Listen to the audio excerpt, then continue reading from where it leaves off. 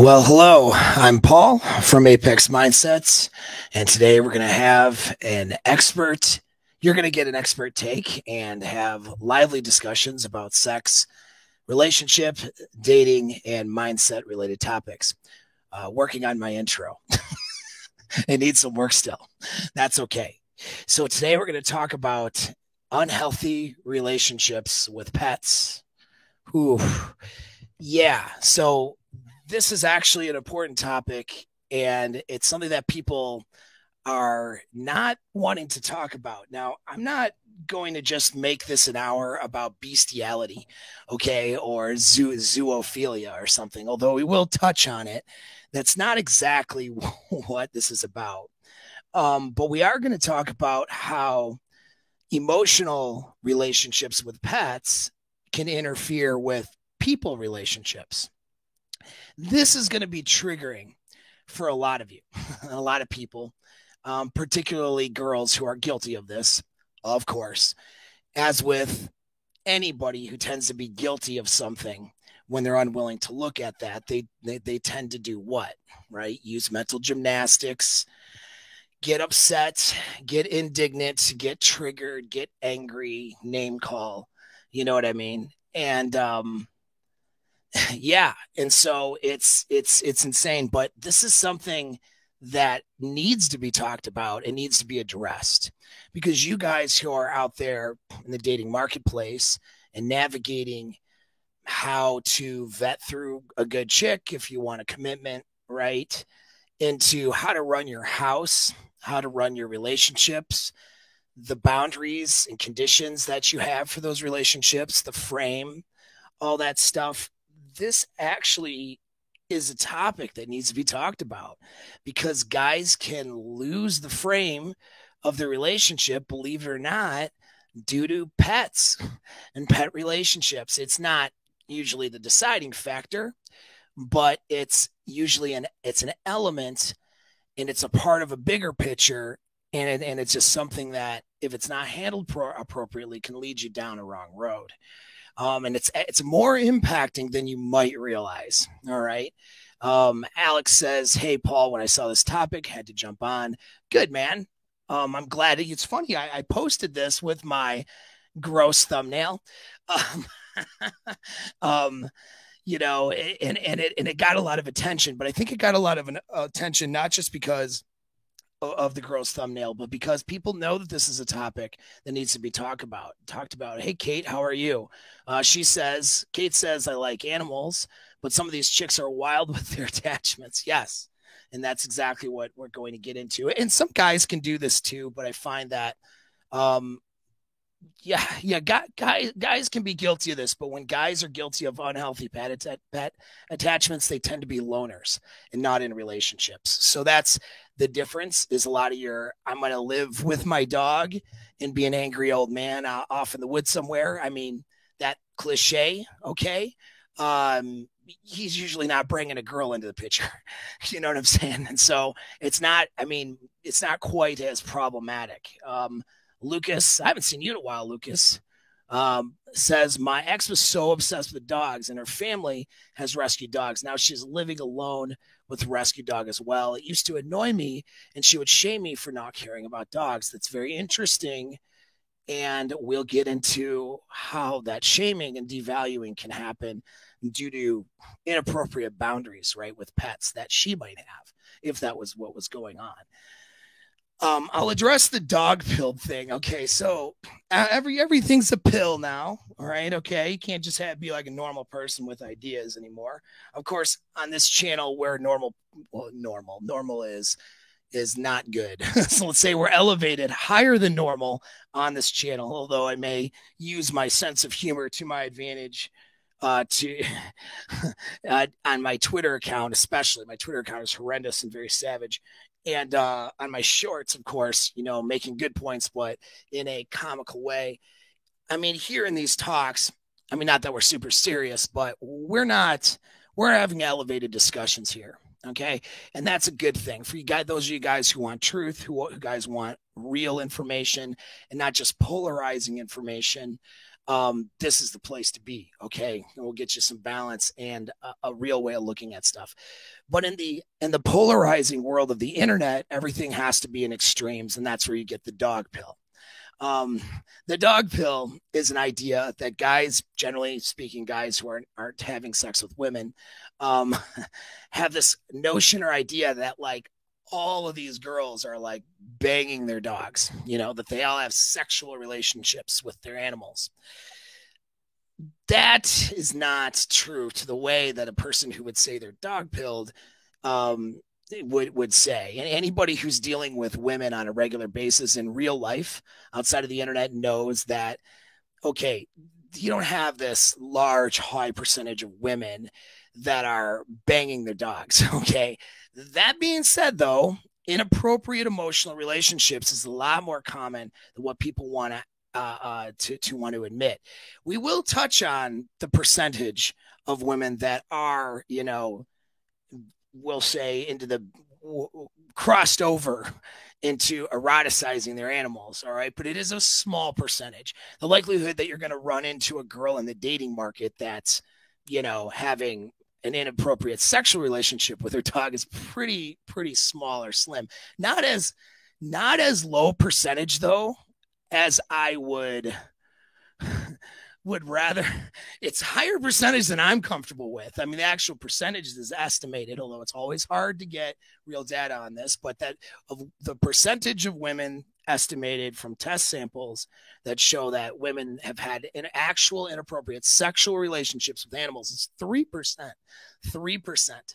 That is a lot, in my opinion. I would think it would be a fraction of a percent, and it's not. It's like 3%, which is really high. I mean, that's like 3 out of every 100 girls you run into has done some things downstairs with a dog or an animal. Like, I don't know if certain rural areas, out in remote areas of, I would say the South, but let's be real. I mean, I'm sure remote area Michigan where I'm at isn't devoid of um, crazy weirdos that live out in the sticks, and women and men who maybe do inappropriate sexual things with animals. I'm not saying that wouldn't happen in my state, because we know that of course it happened anywhere, but I'm sure it's more prevalent in areas where there's less sexual opportunity than others.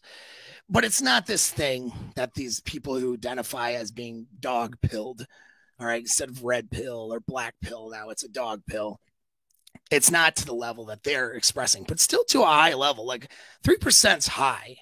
That to me is crazy. When I was looking into this, I was like, what? But we're not. That's not as important. The sexual component, we'll talk about it, but it's not as important as the emotional component, which women and men sometimes do cross these boundaries, and it affects their people relationships. Glenn with the $5 super chat. No, sir, I did not catch the reaction video from Saturday. No, I didn't. So you'll have to, we'll have to talk about it later, man. Like, I've been working on my company and my branding and stuff, and trying to get back to basics on some things. And so I don't watch other people's content that much unless somebody sends something to me and says, hey, check this out. The stuff I'm looking at lately, besides studies, I'm going to share some studies for you today. But yeah, it's like I'm looking at lately, like marketing psychology and digital stuff, and figuring that out, because I'm weak on that stuff. So I tend to look at the things I don't know about, and the topics of sexual relationships, dating, relationships, and mindset, and performance psychology. These are topics that I'm arguably an expert about. So unless it's just looking at the latest research, I'm not watching other people's content related to that as much. So yeah, if you guys got something you want me to look at and give you a hot take, always send it, let me know. Right. Let's, so we got a lot of comments in the chat. Maybe I'll address some of those later, but so now here's a thing, and I'm going to Well, you know what? I'll give you the summary now, and then we'll talk about, I say the summary, because here's the actual issue. And this is how this interrupts your personal relationships. And other people are sitting back going, well, not my personal relationships. A lot of, some of, I got a couple of, my girls here, not my girls, but, girls who watch, the show and stuff that, you guys are having elevated discussions with us, but some of the newbie girls, that might come across the topic from my weird, gross thumbnail or perhaps the title, they're going to be appalled and offended immediately because they probably have inappropriate social or emotional relationships with dogs. And I don't necessarily mean dog pill sexual ones. And it's going to be demonized like I'm talking about something that's just not that common and not that real of a thing. But I know a lot of you guys listening know for sure, and certainly comment in the chat, in agreements or disagreement. But a lot of you guys know for sure have had, I mean, guaranteed every one of you, myself included, have had women in your life who have had these weird kind of relationships with their pets, whether they were dating, what is just dating, or whether actual, you actually had a like long-term relationship with these women. They had like these weird relationships with their pets where, it was strange, right? Or not, maybe not strange, but maybe off-putting when you think about it in hindsight. And then there's a lot of, there's a lot of, things that are being impressed on you, like as a man, like you somehow have to be like, you're insecure now, right? That's the biggest one. Women will love to pull the insecure card when you have a boundary. So when you have a boundary or you're sort of questioning their behavior, I'm going to pull the insecure card. Well, I'm not trying to have sex with my dog. You're insecure. It's like, you're not accusing her of having sex with the dog, but maybe you're having an issue with the fact that the dog, it sheds all over the place, is untrained, and has to sleep in the bed all the time, and it interrupts your sexual relationship, for example, with your girl. You could have a reasonable concern and boundary, and then she will demonize you and talk about her dog as if it's a child, and some of these insane things that happen when you think about it, they're rather insane. And it's not healthy. And in fact, dog trainers that I've worked with, I won't mention her name because I don't know that she wants to be mentioned on this podcast, given the title and the thumbnail. However, awesome, like probably the best dog trainer in my opinion, from my research and having worked with her in my state. She's going to agree with a lot of the things I'm saying. Like, she is, one thing I noticed she imposes on her clients as a dog trainer is that a dog is a dog. It's not a person, and that you have to have healthy boundaries with your pets, and you have to create conditions for training and keeping an animal that is congruent for who that animal is, not for who you want the animal to be, because you're personifying that animal in an unhealthy way, right? And so that's some things, but there's so here's how this is really a problem, to summarize it. But then we're going to get into the data and the research and show some red flags, how it shows up, and then actionable stuff. So you guys who are navigating the dating marketplace, and maybe some of you women who do happen to wander onto my channel, can look at some of these things, and some of these red flags are signs, so you can rethink your behavior, right? Do you really want to continue down a pathway with no boundaries with a chick who has unreasonable, unhealthy boundaries with her pets? And you think it's going to not be a big deal, but I promise you this, it will be a bigger deal than you think. Here's why that is.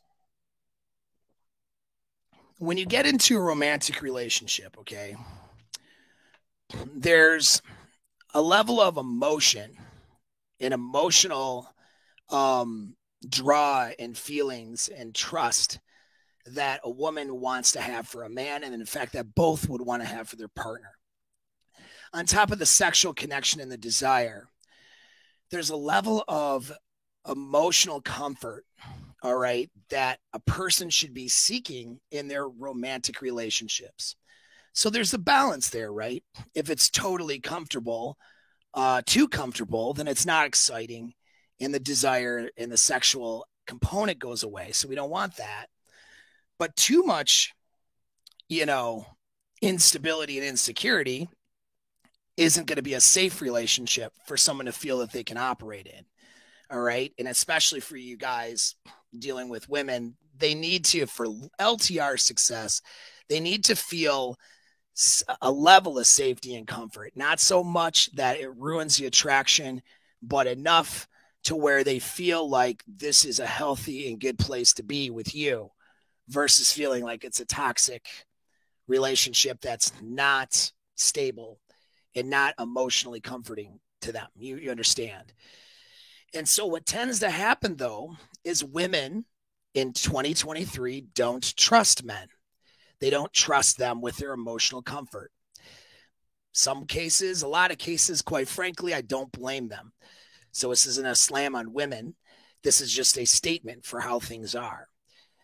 Now, instead of seeking out a partner that they can have emotional trust and security with, what women often do nowadays is they seek out a pet or an animal where they can, it's usually a dog, but it could be, there's horse moms out there.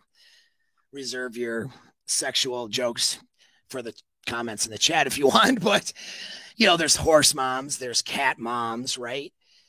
But it's having they have an unhealthy relationship with a pet, and what makes it unhealthy is instead of seeking emotional comfort in their relationships, which by the way requires a level of submission from a woman, surrender from a woman in the relationship, and a level of trust. 3 things that women in 2023 have a hard time doing. And again, I don't completely blame them because guys are somewhat responsible for this because you have to be trustworthy in order for there to want to give up that, in order for it to submit to your leadership, surrender to the relationship, and to have trust in you. There's things that guys need to do and show up like for that to happen. But there's also the other side of it, which is that women tend to have a mental framework that even if the guy shows up and is worthy of that submission, surrendering, and that trust, she won't give him that because of her conditioning, right? And that's what we are dealing with. So it's not about blaming, okay? It's not about blaming women or men, but it's just about because remember, we're having higher level conversations here, all right? This is not a low level channel. And so we don't just sit here and have binary extremes where we demonize people. That's dumb internet fodder, right? This is where we look at it objectively. So there's a lot of men not showing up the right way, but there's a lot of women not making good selections with men.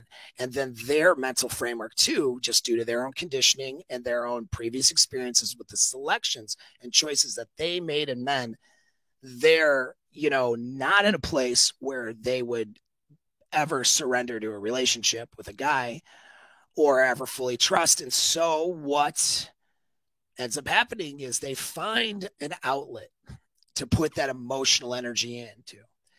And this takes them out of frame in the relationship. See, if she has a dog or a pet or a cat where she can have that emotional comfort from that animal, then she doesn't have to surrender to a relationship. She can remain that strong, independent force in a relationship that sounds good when I say it to some people, okay, who aren't really well-versed on my channel yet, but actually isn't good for a relationship at all, okay? And so instead of finding a good partner and developing trust and figuring out how to navigate their relationship so they can have that comfort and that sense of well-being in the relationship, they pull back and disregard that. And women will do this to have power over men because when they don't trust a man's frame, they want to have power over him. And that is very reasonable in a situation where you don't trust. This is not just women. This is anybody. If you don't trust somebody's frame, you're not going to trust them to lead you. And so you're going to look for an opportunity to have influence and power in that relationship in a way that might be divisive, just to make sure you're not getting harmed, right, or hurt, because you don't trust the direction. You don't trust where the guy's decision making. and these women, instead of trusting their man and having emotional ability to let go and be with that guy, they pull that away. Well, what that does is now there becomes less of a neurochemical connection with the guy. And that allows her to pull away and have more divisive and controlling behavior. It makes her less bought in to wanting to work things out in a relationship when there's conflicts or troubles, because the emotion's just not there.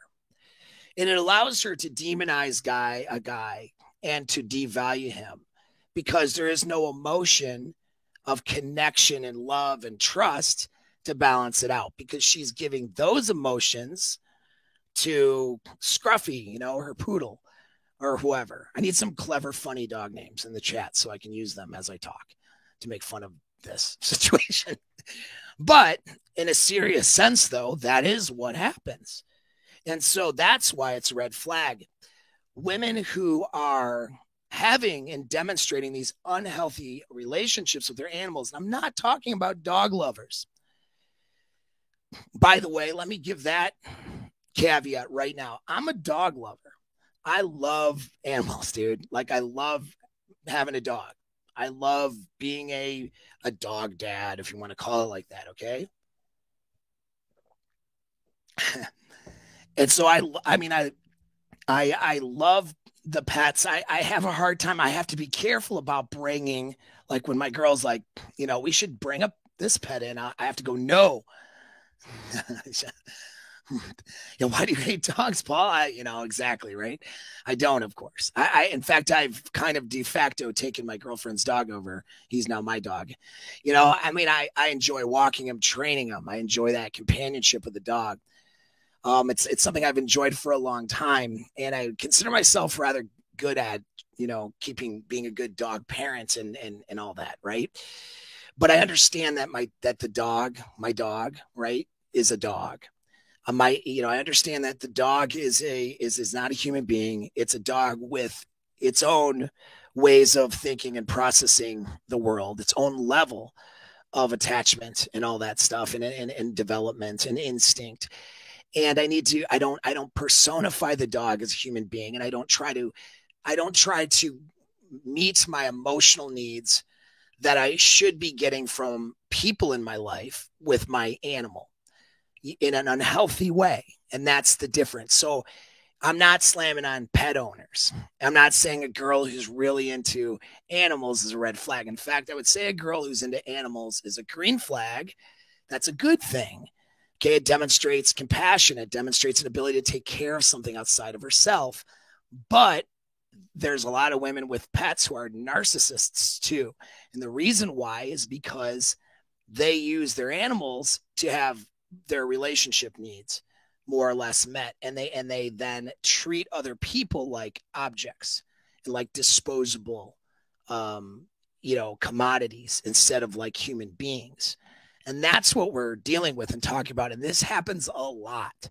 How often? Well, it's often enough where probably every dude in the chat, and possibly some of you women too, have come across it or dated somebody where this was a thing, right? So that's pretty statistically high. Even the disgustingly high statistic of 3% of women actually sleeping with their animals. That's not even a drop in the bucket compared to how many women transfer their relationships onto their pets in an unhealthy way. So that's the problem. Okay, that's in a nutshell what is the problem and why is this an issue and why do you need to pay attention to it? Because your girl will transfer those emotions to her pets and not to you. And that's what it boils down to. And she will do this in a way to where short term it can make things less drama, because she'll turn to the animal for comfort instead of having dread and anxiety over you. But in long term, though, the reason her dread and anxiety for you isn't higher is because she doesn't have the emotion for you.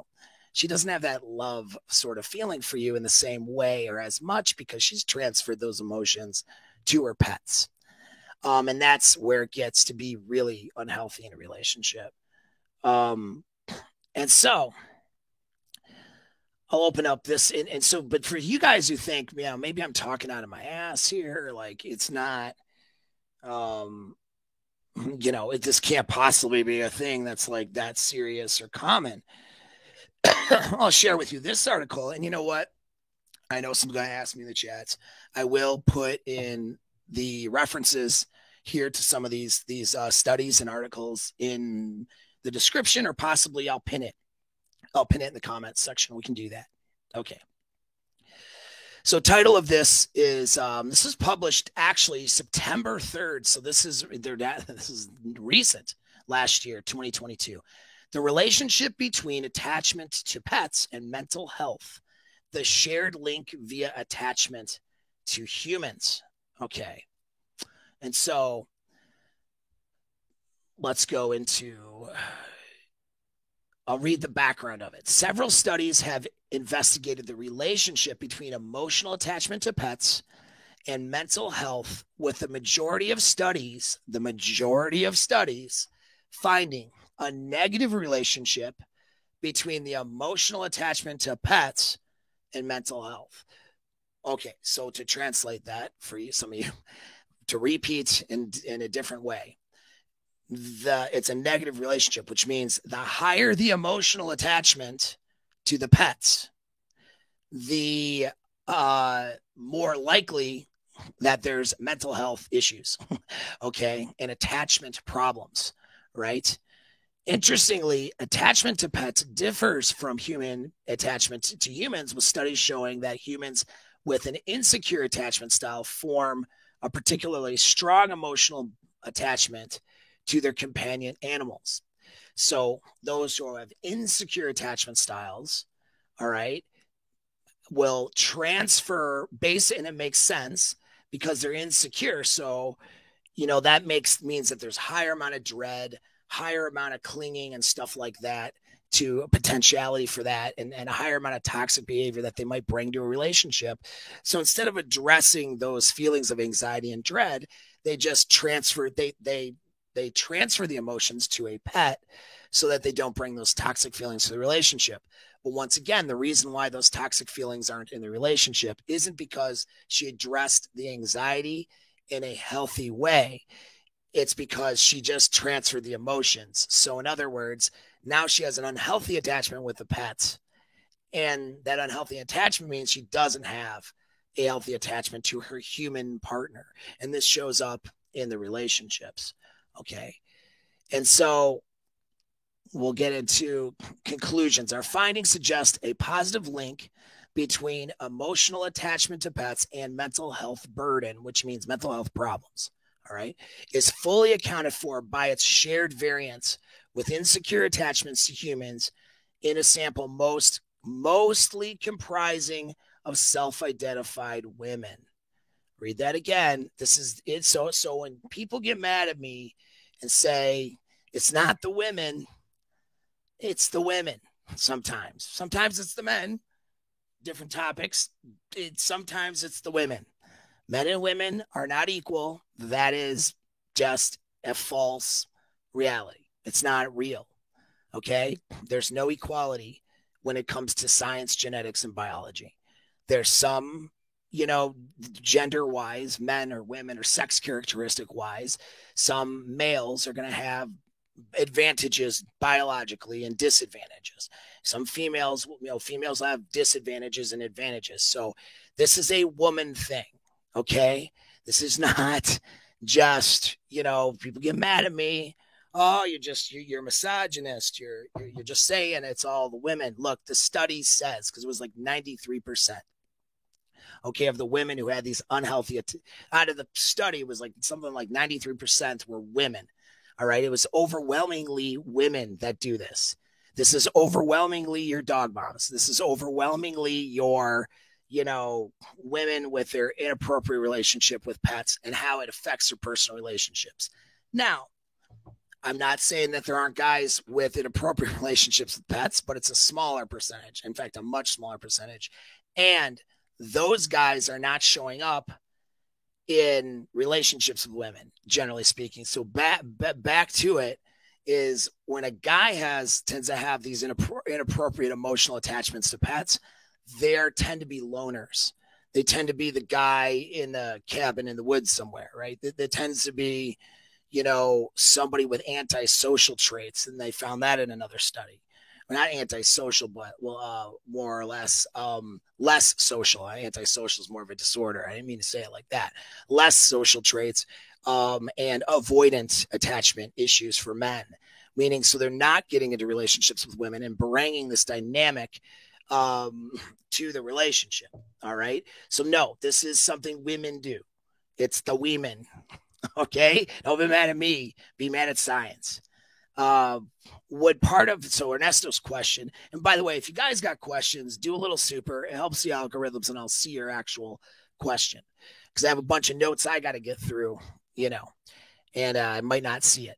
All right. So would part of the pet attachment issue also be misplaced maternal instinct? Yes, that is correct. So some of that is misplaced in maternal instinct too. In other words, they don't have kids, so they're transferring that. You know what I mean? Let's see here. And let's see.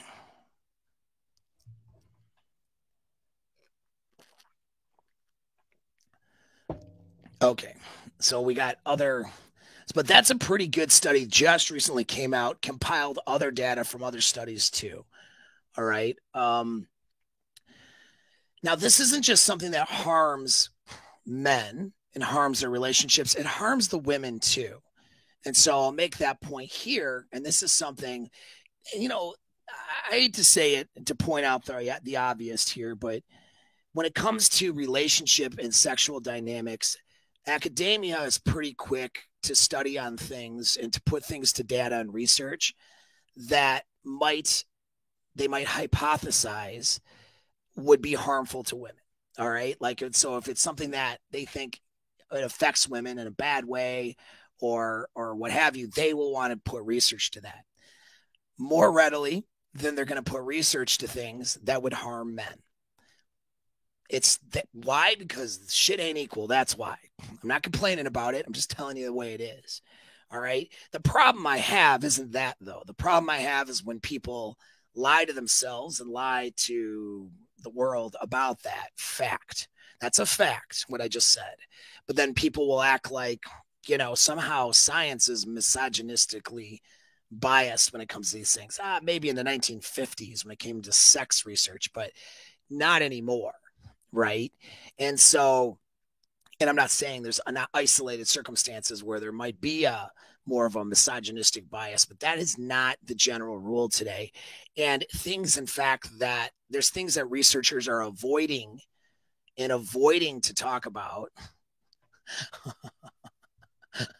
All right, man, that was pretty funny. I'm donated to Dog Fart Network. Okay. If you don't know what that is, don't look it up. It's not safe for work. Okay. Anyway,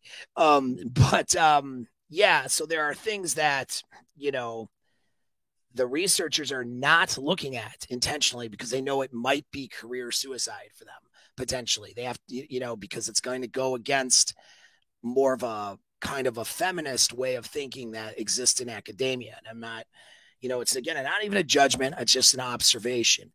And this will always be the case, at least as far as my lifetime is concerned, not just because of some cabal of feminists trying to put down the man, but it's because it's natural. Our biological inclination as social animals is to protect the children and to protect the baby makers first. And we're not inclined to protect men as much. All right. That's just the reality of it. All right. Now, I have a problem, though, when we don't recognize that reality. You see, that's where when we lie about it, now I have a problem.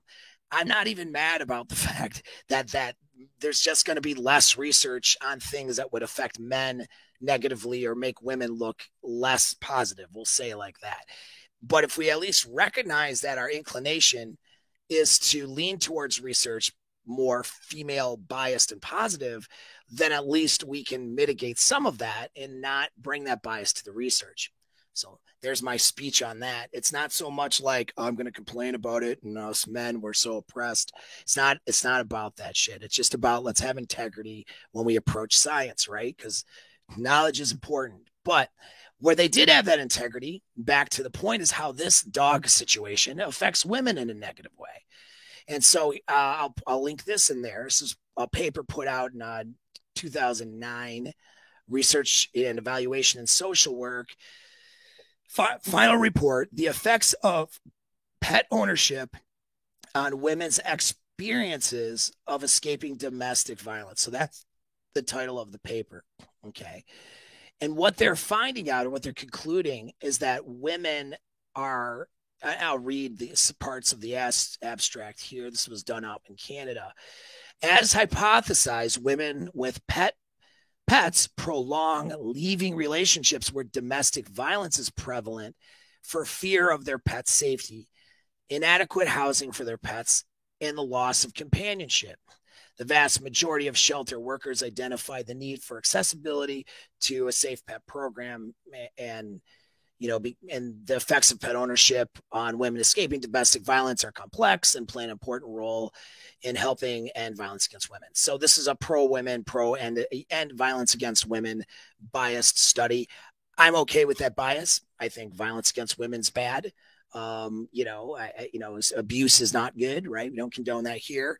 And I'm all for shelters supporting all people, whether it's the one man supporting shelter in the North America, or the 100,050 women supporting shelters in North America. I'm all for adding a pet area. You know what I mean? Like, that's fine. We need to treat our animals and pets with respect and care, but for care as the animal that they are, though, not as another human being, right? Or something of that nature. And so yeah, not having this, it's not just, though, here's my argument, because when you have to connect the dots, and this is what I do as more of a coach who thinks kind of like an economist, is I'm not the researcher. I'm not writing the paper for my doctorate here. But what I am doing is I'm looking at a lot of different research, and I'm connecting dots so we can apply it into your life, because none of this research means shit, to you, if you can't apply it, right, to your relationships in your life and how to navigate the sexual marketplace and all that good stuff. So how this does apply, though? Well, I mean, what the connection I'm making that they're not going to make in the research, because the research is going to focus on the data they're collecting for the study, is when we combine data. Women who have unhealthy attachments to their partners, or unattachment styles, and have attachment issues and don't have secure attachments with their relationship partners, tend to have more attachment to their pets. So a woman without a secure attachment style, particularly one of the anxious ilk, is more likely to get into an abusive relationship with a man. All right. And then she's less likely to get out of it, because a woman with a secure attachment, what happens if a guy acts abusive towards her, that actually breaks that attachment down, and she leaves the relationship a lot faster. If a woman is a healthy woman, had good parents, didn't rail through a bunch of bad experiences in her dating life, settled into a relationship, and then that guy just like beat her up, right? Or got very abusive towards her. Even if it was an escalation, which sometimes happens in NPD, narcissistic abuse relationships, right? She's not going to go so far where she's getting tortured to death, you know what I mean, by her partner. A woman with a healthy, secure attachment, once it crosses a certain line, she's out of that relationship. You see what I'm saying? Because she allows herself to have healthy attachments to the man that she's with. And then by allowing those attachments, which means submitting to him, which means not only submitting to his abuse, but submitting to him as a man and as a sort of leadership in the relationship, surrendering to the relationship, which means putting the relationship before yourself, not in terms of your own personal goals, but in terms of your reproductive or sexual or emotional needs, right?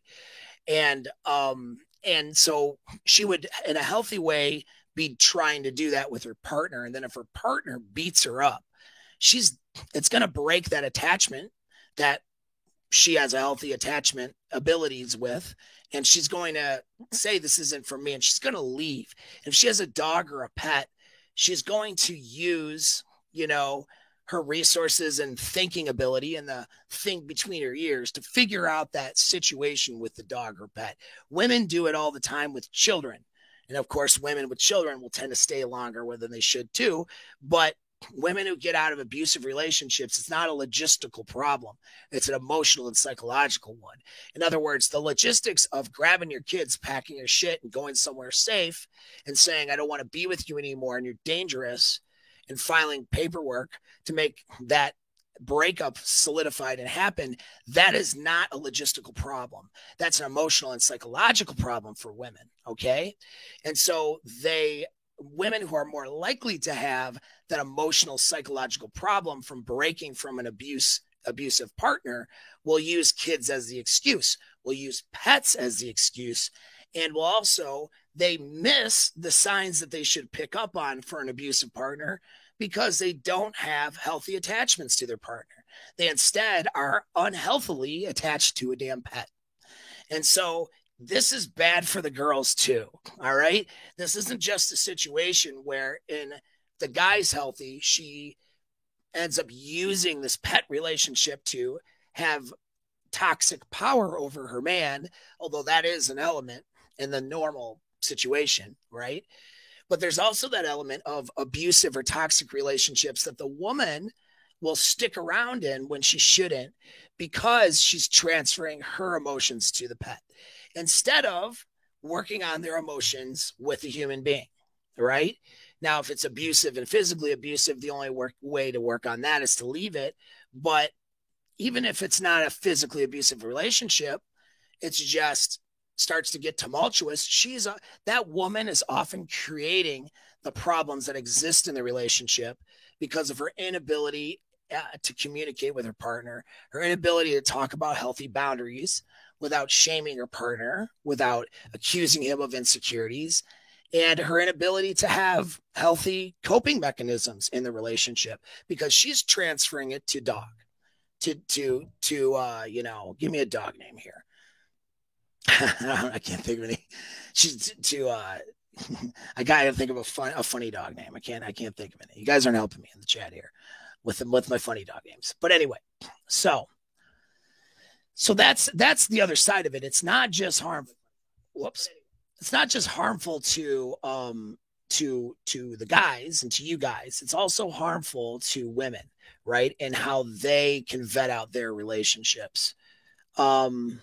Let's see, what's his other? Yeah, so here's another study too. The title of it is Conflict in Human Relationships and Seeking Out Pets as a Safe Haven. All right, so I didn't highlight on this one where I wanted to go, but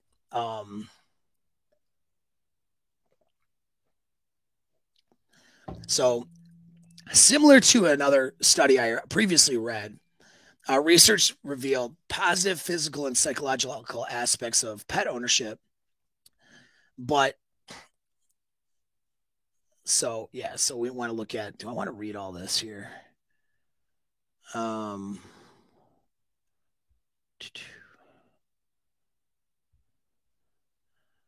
That's the modality. You guys can read that on your own. Let's see here. Okay, so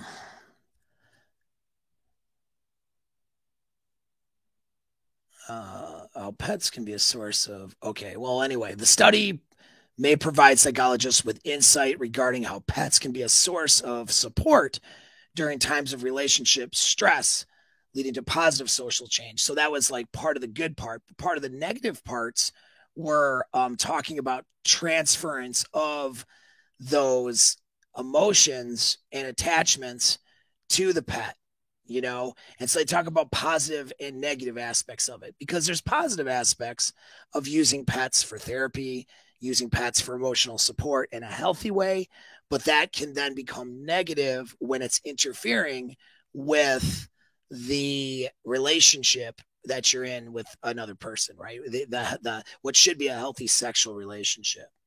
All right.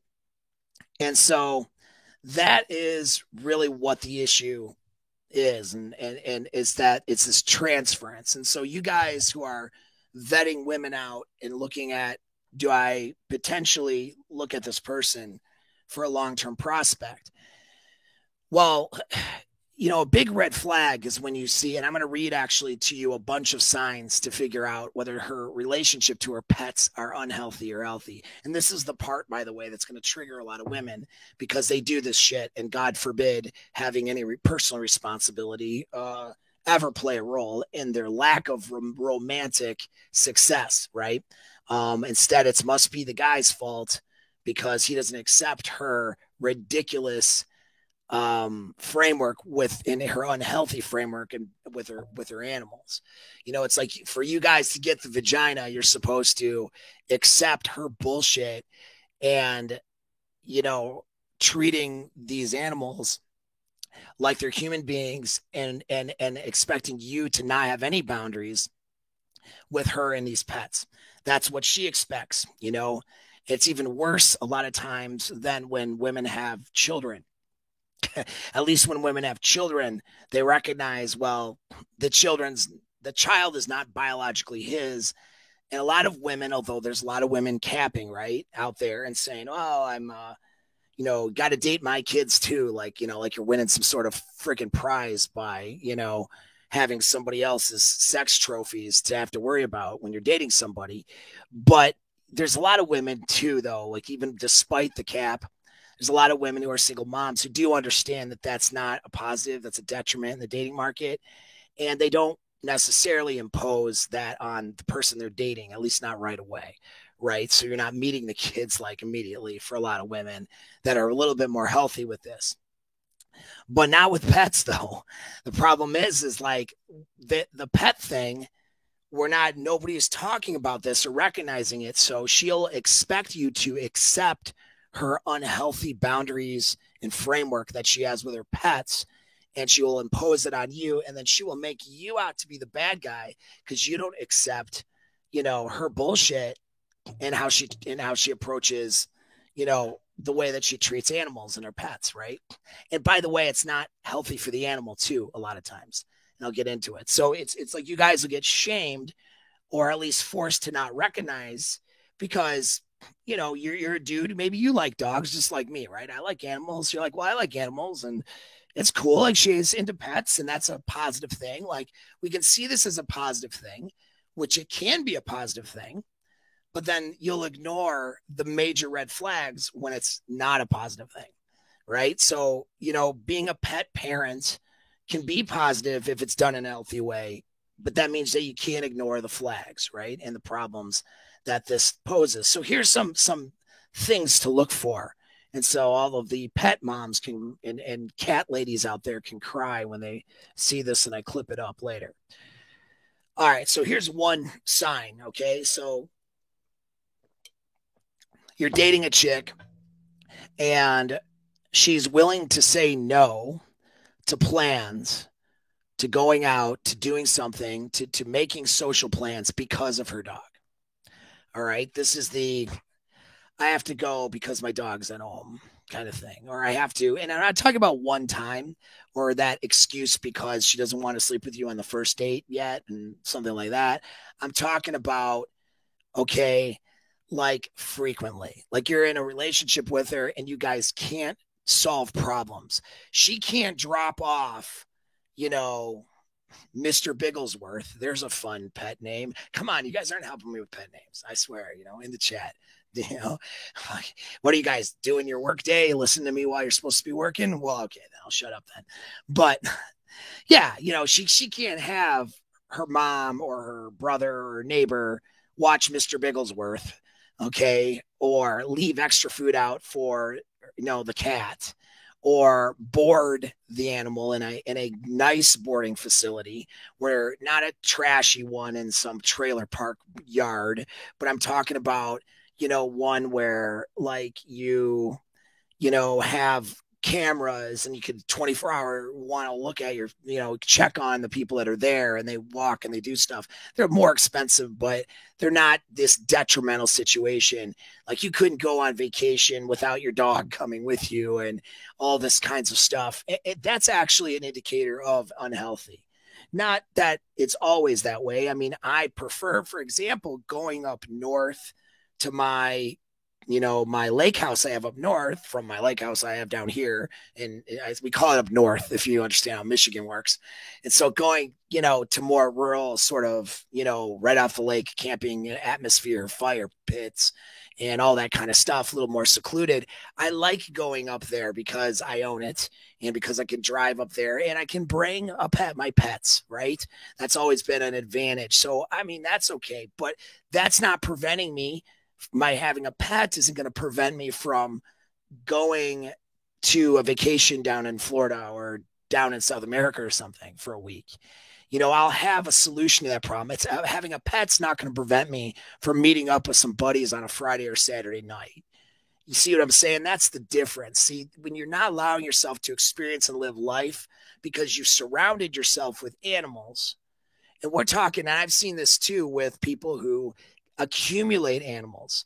So you'll have women who collect cats, collect pets, collect dogs, all the sorts of things. It's not necessarily healthy. Now, there's worse shit they could be doing. And these people and these women may be very nice people. Like, they may be great neighbors and okay friends or whatever. I mean, they're never going to go out or leave the house because they have a million pets to take care of. But that's not the most harmful thing. But it becomes harmful when you as a dude is going to try to date that chick, when you're trying to plate and date and pursue something with that chick, and she wants to have a normal romantic relationships, and then she's got 12 chinchillas, 4 cats and 3 dogs. Like, that's a problem. Accumulating pets is a sign of psychological issues. All right. A pet's accumulation is a sign of attachment problems and filling a void by accumulating pets, very much like hoarding. And there is such a thing as animal hoarding, right? And so that's where that's a problem. And some you guys, if you notice somebody who has hoarder tendencies, hoarding stuff or hoarding animals, that is unhealthy. I'm not saying, take her on the street and shoot her. There's worse things that could happen, right?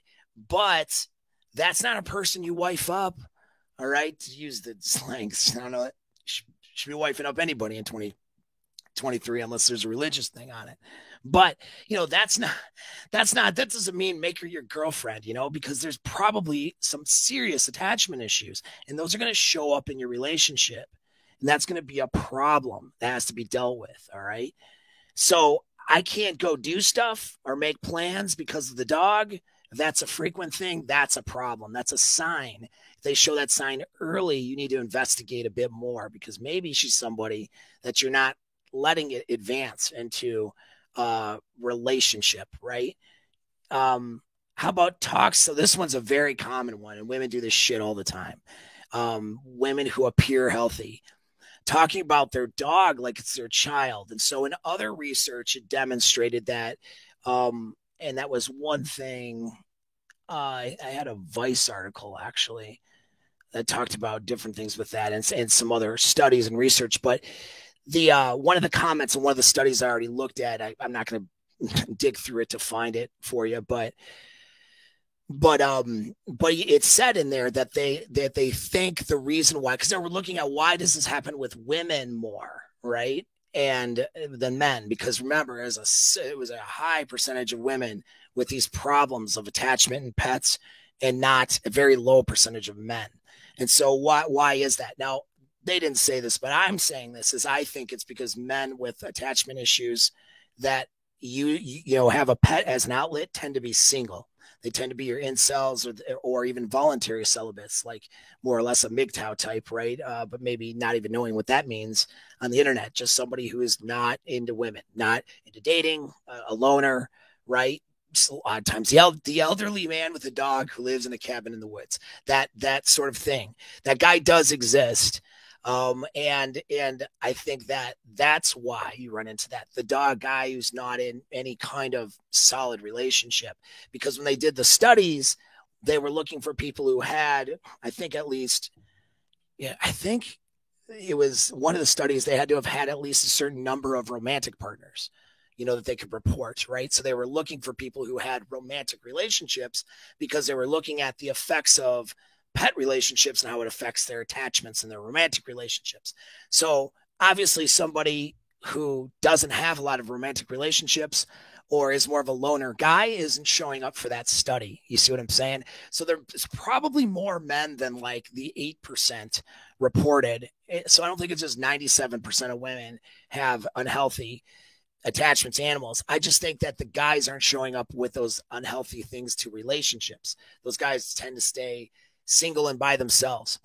Probably a lot of times because women don't want those guys, right?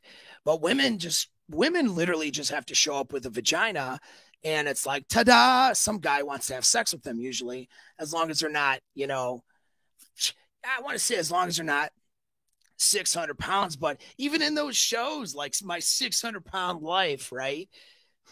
There's some guy that's with her bringing her snacks. You know what I mean? Like, so there's always some dude.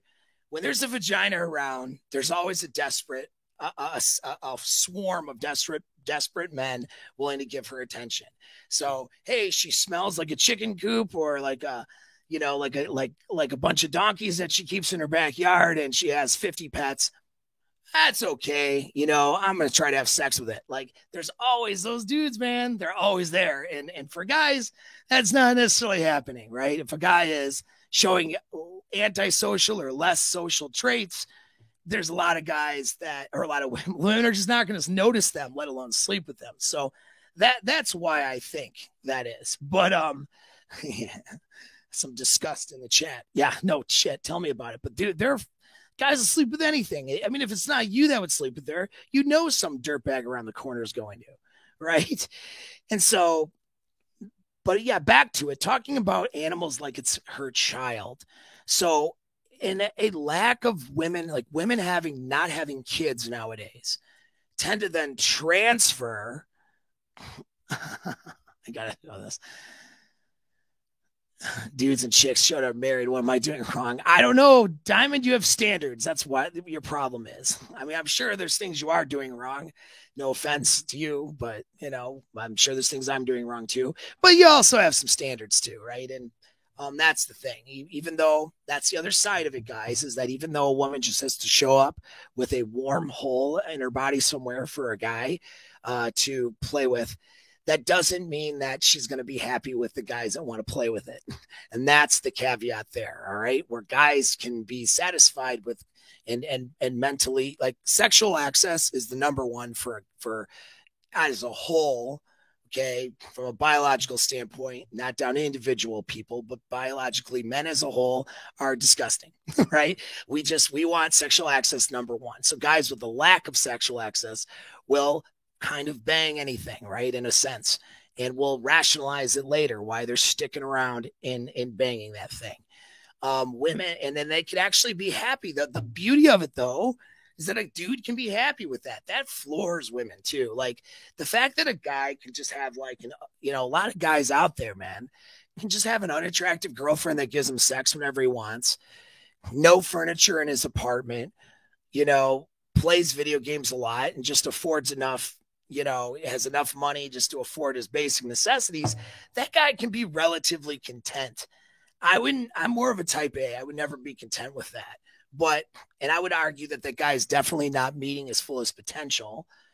But who am I to say? You know what I'm saying? Like, that guy will have a level of contentment that a woman would never have with that lifestyle, for the most part, unless she was clinically depressed or something was wrong with her, right? And it's like, that's not a slam on women. That's actually a compliment. Guys should get more uncomfortable with their mediocrity. Like you guys out there that are doing mediocre shit, you really need to get uncomfortable with that and start fixing it. But women, their discomfort, they can't understand how a guy can be so comfortable being living in squalor or something, right? Like, it's just crazy to them. So although women have nothing but sexual access, generally speaking, that's not the sexual access they want, which is why they tend to be in situations where they're single, you know, and not necessarily happy about it, and sort of looking for a right match.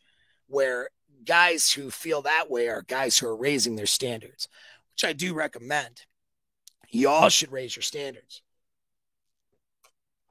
Scrappy, there's a good dog name. I like Mr. Bigglesworth. That's funny. Anyway. So back to it though. Women a lot of times will replace those feelings actually because they don't have children, or maybe the children, they're older, the children are in the house, and so they'll transfer the unhealthy attachment. It becomes unhealthy because obviously the Mr. Bigglesworth, her cat, isn't her fucking kid, right? But she's going to act like and personify the animal as if it is. That's unhealthy. Showing pictures of your dog is cool. Like, I'm not saying that's bad, but if she's talking about it in a way as if like this animal's her child, and women do this all the time. It's very common. It's like, I'm a dog mom and these are my babies. And like they talk about, that's not a good, ladies, that's not attractive. Talking about your babies and it's your dog and like your two dumb cats or something, that's not an attractive thing. That doesn't make you look like a good mother to do, guys will act like simps will be like, oh, really? Oh, that's so cool, because they want your holes, right? They don't have sexual accesses. They're losers. But on a whole, if you were to take a survey and have a girl shows a picture of her dog and talks about the dog like he's a dog, and it's like, yes, my dog's my puppy. I love him. He's really cool. He's got a great personality. You should meet him. Okay, healthy. Or this is my child, Mr. Bigglesworth. Mr. Bigglesworth likes, cream in his coffee, and he does this, he does that, and if anybody doesn't like Mr. Bigglesworth, and they don't have a chance with me, I'm start talking about it like a single mom or some shit. That's not attractive. That's not hot. That's not hot, dude. Like, no guy thinks that's good, right? Santiago 7 with a 9.99 super. What if a girl has a lot of dogs because she picks up strays and gives them away? They stay outside, haven't affected the relationship. 2 months in, and her family takes care of them as well. Well, I'm going to keep reading through the signs, but that might be okay. Again, I'm not saying being a pet owner is bad. Some people are very passionate about their animals, but that's okay. It's when they put unhealthy human emotions towards the animals. Well, it's unhealthy because it's not a human being. So when they put emotions and a mental framework towards their animals that should be reserved for human beings in human relationships, that's when it's unhealthy. It's unhealthy for the pet, and I'll explain how that happens as we get down into things. And it's unhealthy, obviously, for her human relationships. But a girl could live on a farm, right, and have a ton of animals. But could she go on a date with you, or does she have the animals? You know what I mean? Do the animals run her life? That's not healthy. That's at the very least an unhealthy framework. You know what I'm saying? Does she talk about her animals like they're people? Does she, does she maintain a level of boss bitch and arrogance and like treat people like they're just disposable in her friendships and romantic relationships? And then she runs off with her animals and transfers all of those sad and whatever emotions to those animals, right? Like, these are things that are unhealthy. So I'm giving you a bunch of signs now. A girl having a lot of dogs and picking up strays because she has a heart for strays, and then giving those strays to people who need them, and having that sort of thing, that's not necessarily a bad thing if that's a healthy, we could say, hobby, more or less. It's like a hobby, but it's a hobby that actually is charitable towards other living things, picking up strays and stuff. That's okay. But is she picking up and collecting strays and then keeping them and having the strays run her house with no boundaries? of how, her house should be without, with her pets. The animals just run havoc all over the place. I mean, you see what I mean? You have to look at the details. And that's what I'm giving you here. But definitely personifying a dog or a cat as if it's her child. A lot of women do that. It's unattractive. Now, does that mean that she's, going to be discounted as anybody that could be healthy? Not necessarily, because it's so commonplace now. But you guys need to recognize that that may be a problem, and you need to open your eyelids and be able to talk about healthy boundaries beforehand. And that is probably not going to be received well by that girl, because she's not used to having a guy say, hey, listen, like, I'm not having a dog relationship supersede our relationship. If I'm in a relationship with you, I'm not having a pet supersede us, period. I'm not having a pet encroach on our boundaries while we're dating and having a relationship. And if you can't keep control and have good training and have a good, healthy framework for your animals, then that's not going to be something that I'm going to want to participate in, right? Like, most women never have a guy confront them like that. And so a lot of women want to have unhealthy, toxic power over men in their lives. And so they'll revolt at the idea that you would expect her to put her human romantic relationship first before her weird relationship with Mr. Bigglesworth, the cat. Okay. And so so you got to be aware of that, but you need to challenge that. If you expect to be in an LTR with somebody and she's talking about her pet like it's her kid, you need to challenge that relationship and challenge those boundaries. I say challenge it, I mean bring it up and have a topic of discussion with it using the communication framework I've given you in previous videos, which, by the way, is expert information. It's gold, okay? And it's free on my channel. All right. And in fact, if you're not subscribed to this channel yet, you need to be doing that. When you get off, you need to subscribe to Apex Inner Game too. And you also need to get on my email list, where I'm not sending you AI spam, but actual real writing that I've done in either for the list specifically or in blogs or in other stuff. And I'm offering you actionable stuff, not spam. But anyway, get on my list down below. Also, if you want that year-long program that I'm in, send me a DM. I'm restructuring it, but I may accept you as a person to get in that group. It's an interview only situation. It's an elite group. I'm not accepting everybody to it. So if you want to be considered, send me a message. It's not about your level though. You don't have to be like, super player or pimp or, millionaire to get in, but you do need to have a good mental framework, and you need to be willing to put in some effort, and to do some work with us for a year. But it's rewarding though as fuck. So if you're interested in that, send me a message. All right, but back to the discussion now, because I got derailed with that. But yeah. So anyway, take a pause here, glance at the chat. But yeah, so now let's talk about that. All right, so going along with the plans thing, excessive worry about them. So what all this points to is what's called anthropomorphizing her animals. Anthropomorphizing means giving human characteristics to non-humans. That is not healthy for the dog or cat or whoever. That is not healthy for the animal, right? And thanks, bro. Appreciate your support, man, as always. Chad's of Arabia has a fire Twitter, by the way. If you guys are on Twitter, you need to be following me because I'm savage and shit posting all the time. But Chad posts better things than I do. So this is good stuff. Anyway, back to it, though.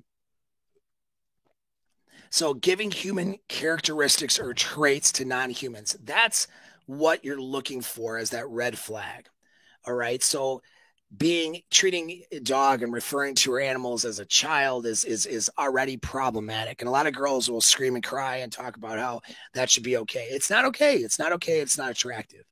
Now, that by itself, though, if it ends there if she just talks about the animal and then does cute things like dressing him up in a dumb sweater and taking goofy pictures, that's not the worst thing in the world if she trains the dog or like it's a dog and treats the animal like treats him like he's a dog the rest of the time. It's not the worst thing in the world, but it's certainly a flag and certainly something you need to look through.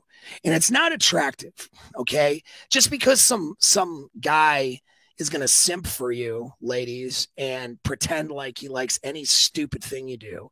The reality is he is not attracted to you dressing up Mr. Bigglesworth in a dumb sweater and taking goofy photos like he's a human being. Now, it's funny. I would even look at some of those photos and laugh because I like dogs. I'm just as dumb as anybody else. But I have to, as far as attractiveness is concerned, it's not attractive. Groucho Barks. That's a good dog name. Yeah, so she's dressing up Groucho Barks in people clothing or something. You know what I mean? It's not attractive. That by itself would be fine if that's all she's doing. But I will say more often than not, there's more to it. A lot more she's doing. And it's unhealthy and it'll affect your relationships in an unhealthy way. This includes trying to force human things or allow human things onto pets, personifying the animal, right? Giving them like human traits, feelings, and so forth that are just inappropriate, that don't fit. Here's a good one. Right. Referring to a pet in a way that should be reserved for a human, like dog. That's my child, for example, but it gets even worse. Like if you're in a romantic relationship, if you're with somebody who refers to your dog as a soulmate, my dog is my soulmate, that is off-putting and gross and weird. Okay, that is why don't you bang your dog already and get over with? That is an off-putting situation. All right, soulmate. You gotta be fucking kidding me, And so like my best friend now, yeah, sure, like there's dog is man's best friend sort of thing, but to really mean it, like I don't have any human friends. I'm my dog, and those posts where dogs are better than humans and stuff like that. It's a little bit off-putting. But certainly if it's soulmate or my other half, or like she calls like her dog her other half, her soulmate, run for the fucking hills, dude. That's disgusting. All right, and it's like maybe she's not banging the dog, but still, it's not about banging. It's like that is so grossly inappropriate as far as emotions and proper emotions. How disrespectful. You know what I mean? Like that, the girl who calls her dog a soulmate deserves to be dumped by the guy she's with. How disrespectful, right? For her to refer to the animal like that when she's got a guy that she's supposed to be with. And that's the kind of shit you'll see. It's like she's announcing to the world, I don't respect or honor my human relationship or my partner because I don't refer to my partner this way because I don't really feel like I have this bond with my partner, or that I would want this bond with my partner, in fact, because I'm dysfunctional. But I have this bond with this animal. And let me dispel some things too. I haven't mentioned this, and this is really important for the discussion. Let me dispel a few things about this. Here's why women gravitate towards these relationships. I mean, dysfunctional women. They gravitate towards these things because there's zero accountability that they need to take. Her partner's her twin flame, not her soulmate. Yeah, sure. This one I'll get to, John. The insisting the dog sleeps in the bed. Yeah, that's a red flag. We'll talk about that in a minute. But okay. So here's the reason why a dog is not anybody's freaking soulmate or life partner or anything. The reason why women do that shit, and here's the even bigger red flag. I probably should have mentioned in the beginning of the video, but I guess, if you want the rewards of all the really good information, you got to stay to the end of the video, right? So didn't do it intentional, but it just came to mind that as something I need to mention. The problem is that this is an uneven relationship where she has zero personal accountability. Okay. Other than just feeding and letting the dog shit in her yard, right? Feeding and cleaning after the animal there, which is basic stuff. That's basic. There is no personal responsibility. In other words, in a human relationship, a woman has to show up and treat her partner with a level of respect, treat her partner with a level of care, have good communication skills, not cross boundaries and be a piece of shit to her partner, right? Because if she's acting like an entitled, bratty piece of shit to the guy she's with, the guy is going to start to disregard that relationship and start to maybe end that relationship. You see what I mean? So, Bark Wahlberg. I like that one. That's another one. We got Mr. Bigglesworth. We got Bark Wahlberg. These are all pretty funny. There's that other one too. I can't remember. What was the other one? Lil Bow Wow, Groucho Barks. These are fun dog names. Not necessarily demonstrating unhealthy relationships, but just hilarious. It's just completely hilarious to me when a woman personifies a dog and talks about it like it's her human, relationship, and then his name is something stupid like Groucho Marx. But anyway, so back to it though. This is why women will gravitate, especially strong, independent women of 2023, because they don't have to take personal accountability with their pet. Their pets in some good ways, Groucho Marx or her dog isn't going to, if she acts abusive one day or acts overly emotional, he's not going to, notice that once it's feeding time. You know what I mean? He'll forgive it. He doesn't care because a dog is working on instincts. When a dog cares for you, it is mostly, if not all of it, okay? And there's an argument there, but at the very least, mostly instinctual responses. Dogs have evolved to have relationships with human beings in order to get their needs met.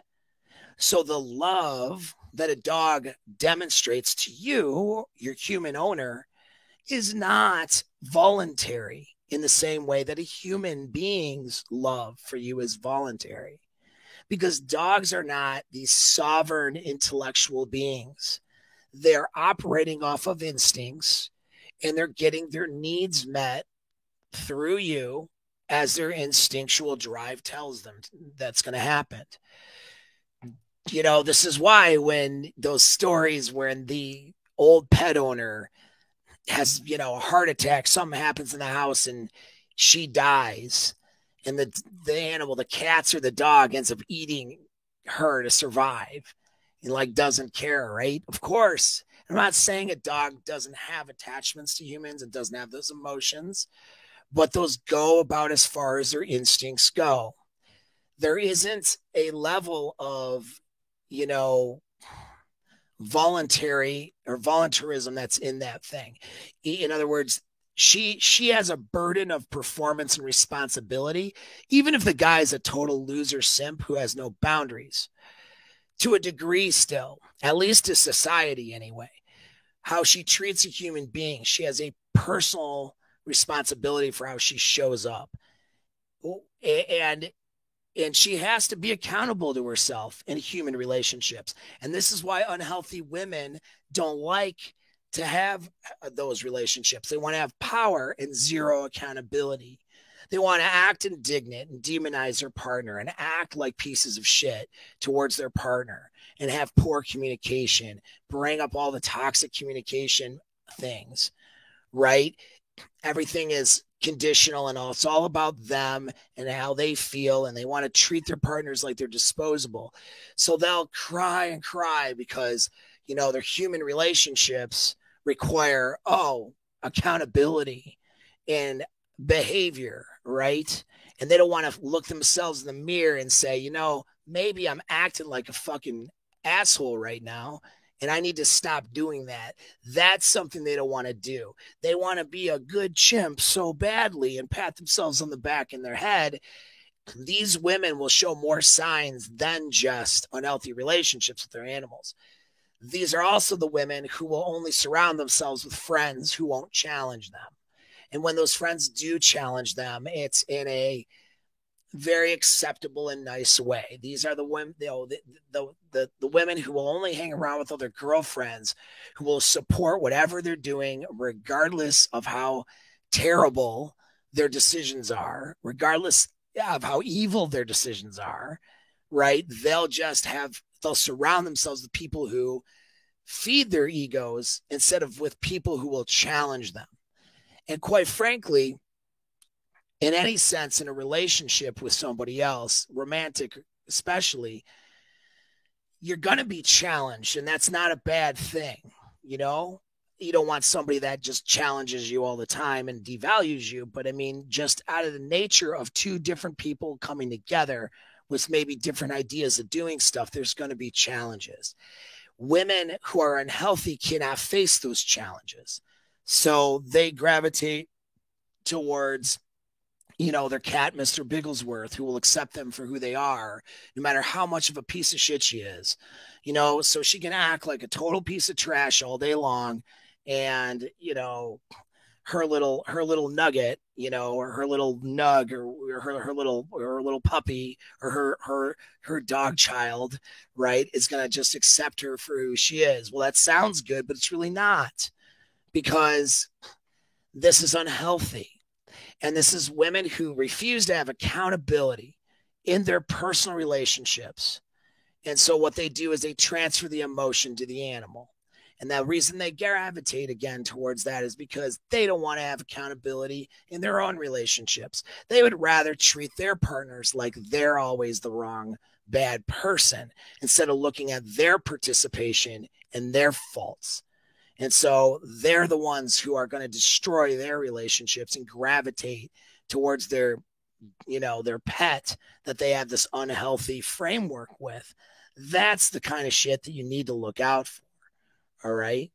And so, and the biggest thing is anthropomorphizing it, because she has unhealthy human emotions towards her animals. What'll happen is she'll give those animals human traits. And this is where you will notice this, especially when in terms of boundary setting. So when people have unhealthy boundaries with their pets, these are the women who will insist that the dog sleeps with them in the bed and gives the dog priority in the bed over you. I've heard so many stories of women just laughing because their dog at the time was in, a spot that the guy should sleep with. And the dog growled at him and snipped at him and tried to bite him.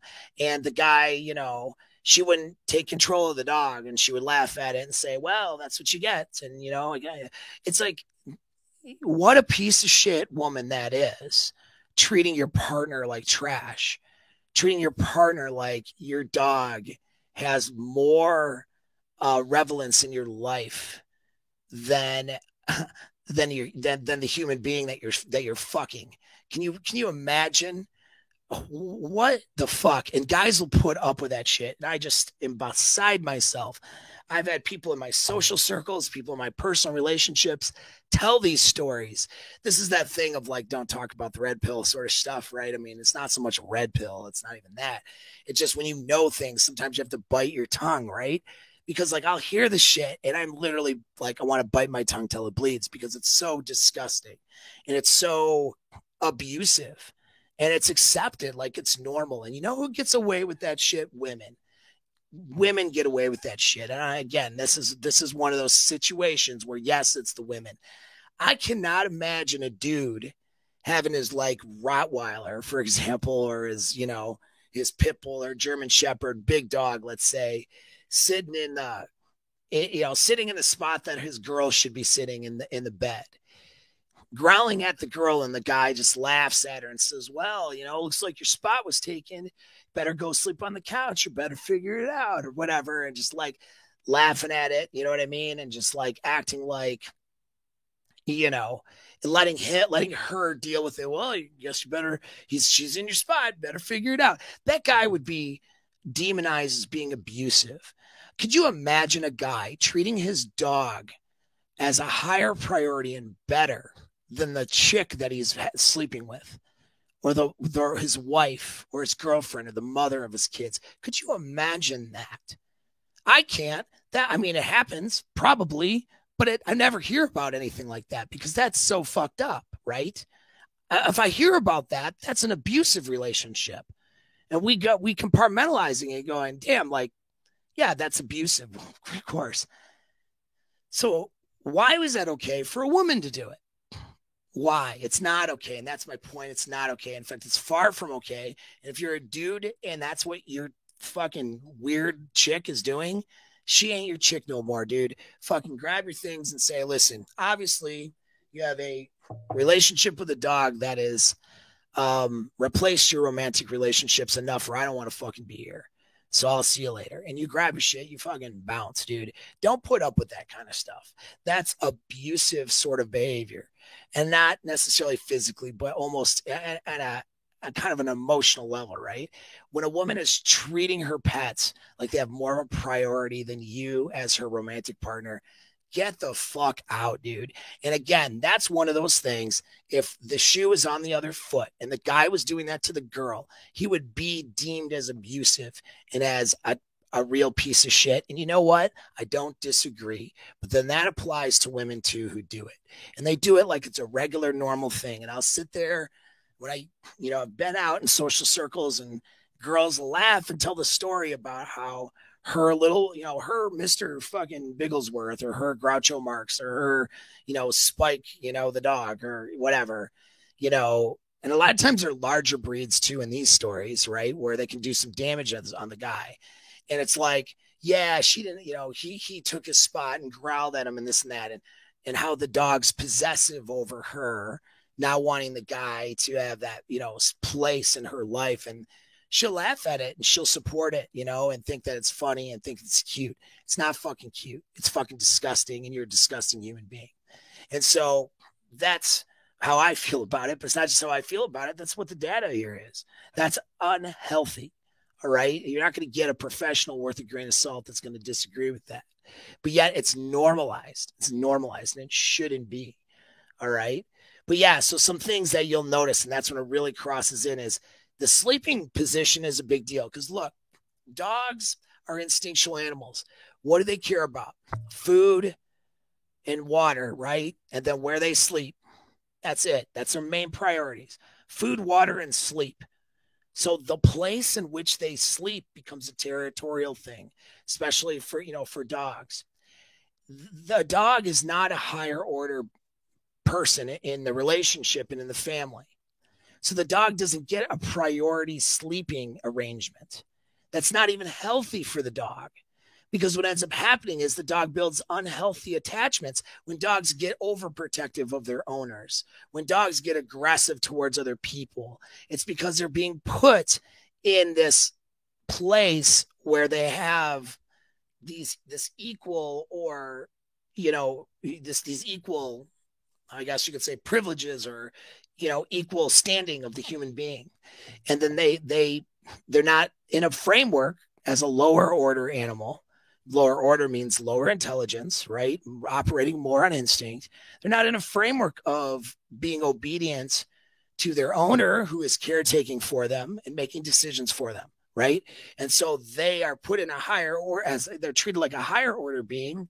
And so they don't respect their owners and the authority their owners have. And sometimes sleeping arrangements is a way that shows that, and I'm not saying that a dog should never be on the bed or make these hard rules, or a cat, but certainly the dog or the cat does not have priority over the human beings in that bedroom. If it's time to have sex, the dog can get off the bed. Okay.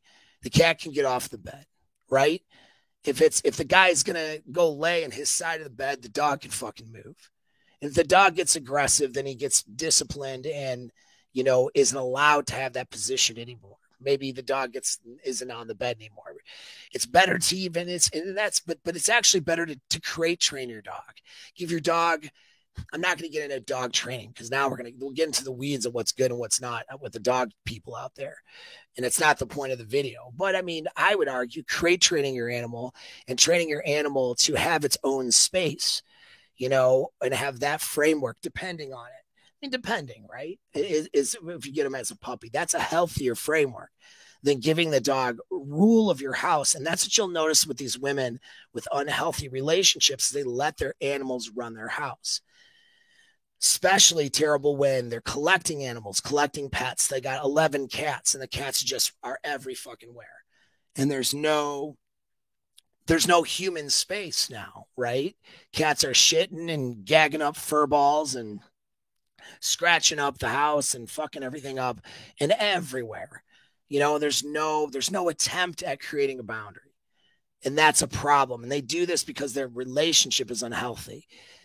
Instead of seeing that animal as an animal that's instinctually happier being trained and led by the human owners, that animal is being personified as a human and then allowed to cross all of these boundaries, allowed to, jump up on the table, then the dog will get into bad behaviors like running through garbage, stealing food out of people's plates, shitting in different parts of the house because he doesn't have any boundaries. He doesn't care. You know what I mean? And there's never any consequences. That's an unhealthy person. If a person cannot implement good, healthy boundaries, because see, training a dog is about boundaries, right? Here, you don't go to the bathroom here. You go to the bathroom there. You don't just eat all the people food. You don't just steal things off of people's plates when they're not looking. You don't actually, in fact, you're not even in the space that the human beings are eating at. You go sit over there. You get your own needs taken care of elsewhere. Like, all of these different things and boundaries that you can, and they don't do it. They don't do it because they personify that animal. And these are all the red flags that you're really looking for. All right. So does that make sense? Red flags. If she's personified it, she's treating it like a human. And for God's sakes, run for the hills if she ever calls a dog her other half or soulmate. That's unbelievably retarded, But anthropomorphizing the animal, that's what you're looking at. If that's what's happening, then you can assume, rest assured, she is transferring her human relationships to that animal, and it's going to affect any personal relationships or romantic relationships she has. And you're not going to be happy, dude. And there's several women I know that are on my social media, in fact, that I feel bad for, but I kind of laugh at. And I know that they would view a video like this with disdain and disgust because they're shitty and they're not going to take any responsibility for themselves. But they're constantly on the social media because they dine themselves out. Like women who are extreme on this, they'll let you know, they'll tell you who they are if you're paying attention. And they'll post constantly about their animals, personifying them as human beings, and then even stating things about their dating life. Like, if a man's not cool with my 5 dogs, then he's not cool with me. Like, just bullshit. Like, I'm a strong woman. You better blah, blah, blah, blah, blah. It's like all that fucking nonsense. Like, it's nonsense and it's gross and it's unattractive. And guess what? An attractive man is going to want your ass. But these women are usually that take it to that level. They're usually unattractive to some degree. They're older. They've, not that that's being older is by itself unattractive, but they think that their options are a lot lower. So they're just capping, right? And ego defensing. And my suggestion to any of those women who may come across this video is just to stop doing that and to start looking at your boundaries with your animals and start evaluating that. Maybe start facing what you're actually missing in your human relationships, facing that hard truth and reality, and working on having more functional human relationships and having healthier boundaries with your pets if you fit this description of what I'm saying. All right. Now let's talk last thing. Now let's talk about women who fuck their dogs. Let's talk about women who have sex with the animals. Let's just talk about it. We'll bring that up. We'll bring it up. It's a thing. All right. Probably not the biggest red flag you got to look for. But those of you who are curious, so once again, as I said earlier,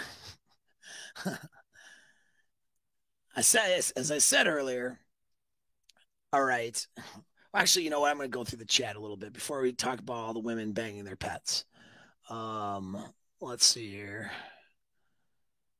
Nice. My red flag.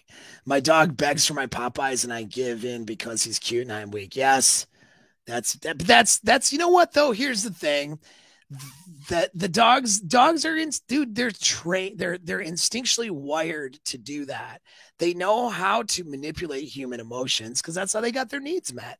That's how they left, you know, the wolf pack, dog pack, their brains. This is hundreds of thousands of years ago. We have skeletons of dog companions with humans for as long as we have had human skeletons. We've had dog skeletons.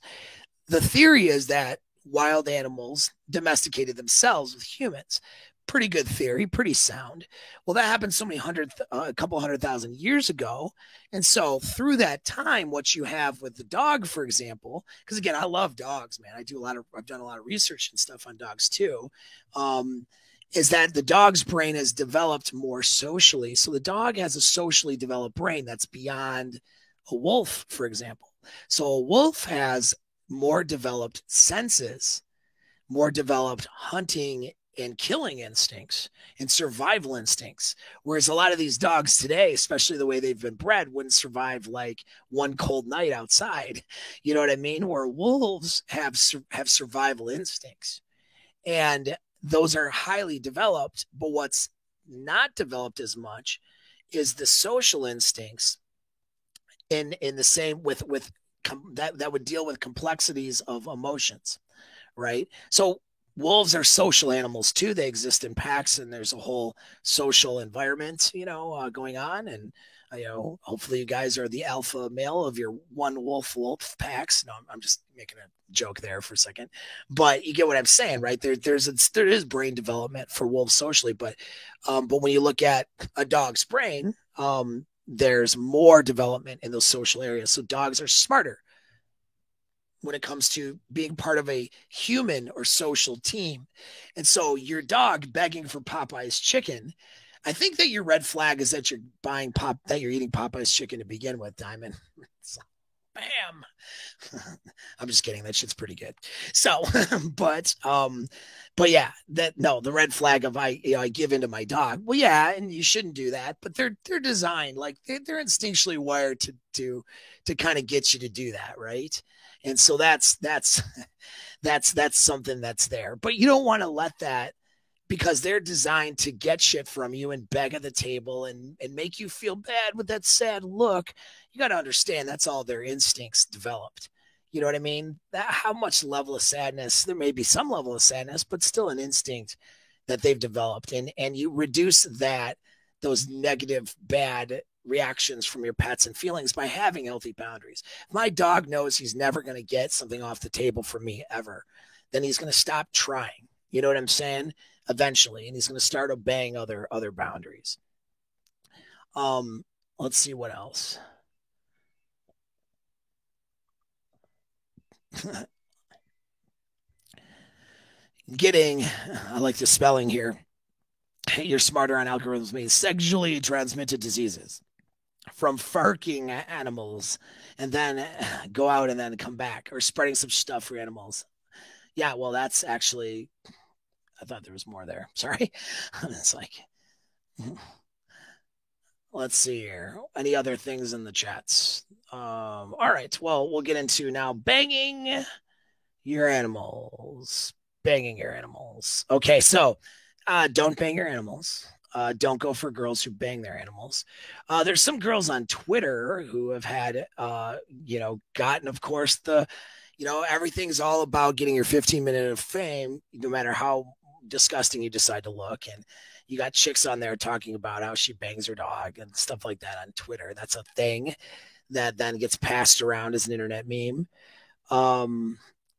But but this is this bestiality thing with women sleeping with their animals. It's not a dog pill, most women thing, or high percentage, but 3% is pretty high.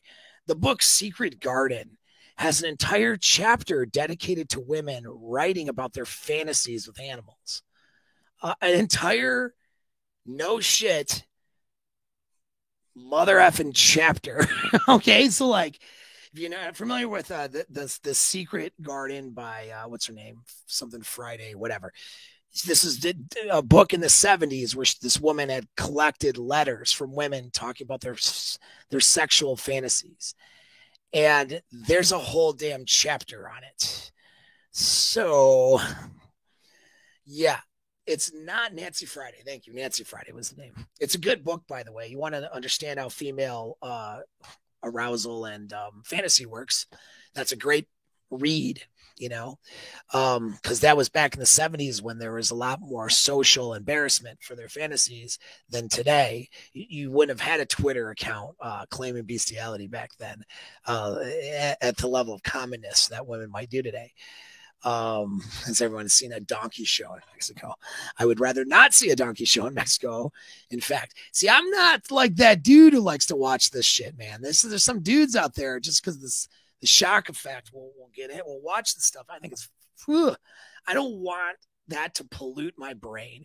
I don't want to see any of this, right? Like, I would rather pretend it doesn't exist. La, la, la, la, women don't fuck their dogs. La, la. Okay, like, I'd rather not know. But we have to deal with the truth, right? And the truth is there's 3%. 3% is high, gross, which means that's 3% that have actually done it.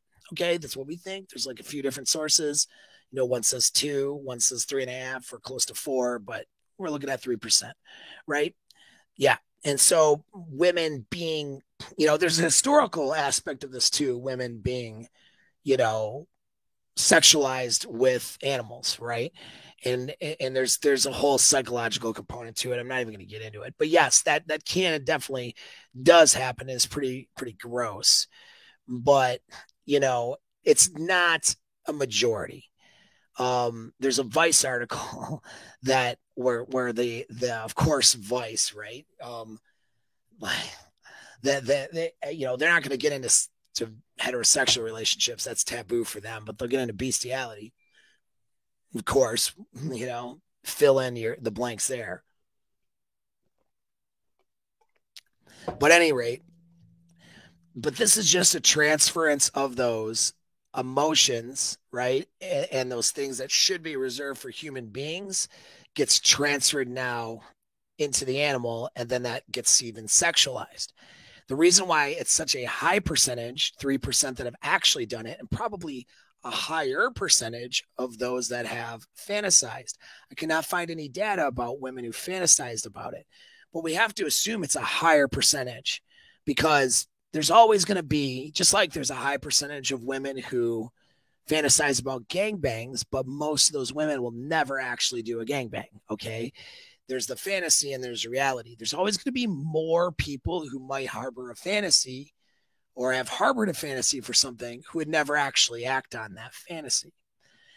So if there's 3% of women that actually have done something sexual or have had sexual things with an animal, and usually for women, it's not full intercourse. Usually it's the old peanut butter on the body part trick. You can use your brain to figure out that one. But, but if 3% have acted upon it, that means there's a higher percentage that have fantasized about it. How much is that? 9%? 10? Is it 1 in 10 women that have fantasized about it? Is it 1 in 5? I don't know. I don't know the answer to that, but certainly a higher percentage, which is gross, in my opinion. I'm not supposed to shame people for things, but I will shame you if you fantasize about fucking your dog. That's just the way it is. But in this Vice article, I pulled a quote on it. And you can see the psychology that goes on with women who take it that far. So from the article, I've never fallen in love with an animal that didn't return the love, one woman wrote. So again, dogs don't love you the way that humans love dogs or the way that humans love other people, because dogs' brains are not as complex as a human brain. So although they may have neurochemical reactions going on in their brain that causes them to have a bonding mechanism, it's not a voluntary relationship. All right. So right there, you see a woman personifying Not this is somebody who has sex with their dog, but you'll hear women with inappropriate emotional relationships talking about how their dog loves them. Like, these are women who don't have love in their lives. These are women who don't trust love or romantic love from a man. And so then what they do is they personify a dog and they want to believe that their dog loves them. Listen, their dog loves them only as much of a capacity that a dog has to love a person, which is a much lower capacity than a human being, because a dog is just getting their needs met through that social relationship, whereas human beings are more complex and are there more voluntary, right? And there are standards and boundaries and conditions for relationships between human beings that they don't exist with dogs. And there's a lack of performance on the human part as well as accountability on the human part in a dog human relationship. So that's why women gravitate towards it. And then can it go in as far as sleeping or having sex with the animal? Well, for 3% of people, it does, apparently. But anyways, she said that. And then so wrote, most people on message boards in the Miletesky study, there's a study that was done that he's referencing, said the same thing. So these are people, once again, who have personified the animal, you know, and then he writes this. So this is the point. And this is taken from a study. All right. People can reject, this by the way, the journalist paraphrasing. People can reject you, tell you to fuck off. An animal can't disappoint you in the way a human being can. Your relationship to a dog can't deteriorate over money problems or jealousy or sexual disinterest. It can't fall out of love because it never was in what we define as love in the first place. So let's repeat that for those of you. And in fact, guys, I want you to do this. I usually don't care as much if you share my stuff because most people won't listen. But when you run into these dog moms that have these inappropriate relationships with animals, I want you to forward this video to them. I know it's a little long. I'll break it up into chapters so it's easier to digest. Just forward it to them. I know they're not going to listen, and I know they're going to be indignant, but so what? You know, they need a counter narrative anyways. It's a good way to say fuck you anyway to them, but because they're ruining their personal relationships and other people with their unhealthy behavior. But that being said, though, you know, maybe out of the 100 of women that do come across this video that have this problem, who are going to get mad at me and call me a disgusting human being because they have these disgusting relationships with animals, there's maybe 1 or 2 women who will go, shit, dude, you know what? He's right. I have been doing unhealthy things in my relationships. It's hindered me. It's made my husband kind of miserable, or it's hindered me in my dating market because I have this void I've been trying to fill. Then you know what? This dude's actually right. And you know what I want to do is change my relationship with my pet so it's a little bit healthier, so I can actually have better relationships with the men in my life. Like, there may be 1 or 2. I don't know. I'm not super optimistic. There maybe if you're 1 or 2 of those women, if 6 months from now, throw it in the comments. Give me some faith in fucking humanity. Okay. But maybe, okay, some chick out there will receive this message and actually change your behavior. No, hold my breath. Okay. But maybe. All right. And so that being said, so I'll repeat this because this is what the important point was.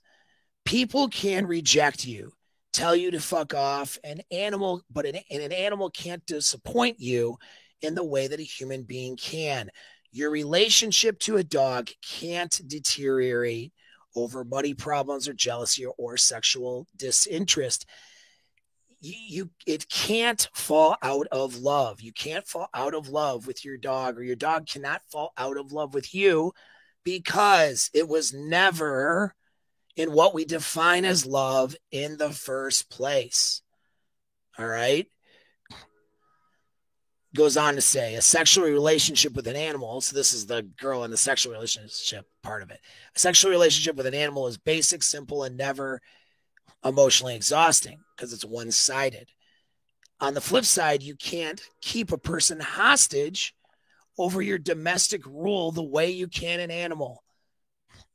Back to unhealthy women. Think about it. The reason why she doesn't have healthy relationships with men is because she can't keep the damn men a prisoner or a hostage under her domestic rule the way that she can an animal. Although some women do treat and have their beta ass husbands and boyfriends under domestic hostage and domestic rule, right? Because the guy allows it. So these are women who don't trust not being in control and having unhealthy control over their relationships. So they want to keep a person hostage and under domestic rule. And since most people won't go for that, even the beta simps out there, there's still a degree of it. She can do that with the dog, and the dog cannot escape that. It's not smart enough to escape that, won't say no to it, right?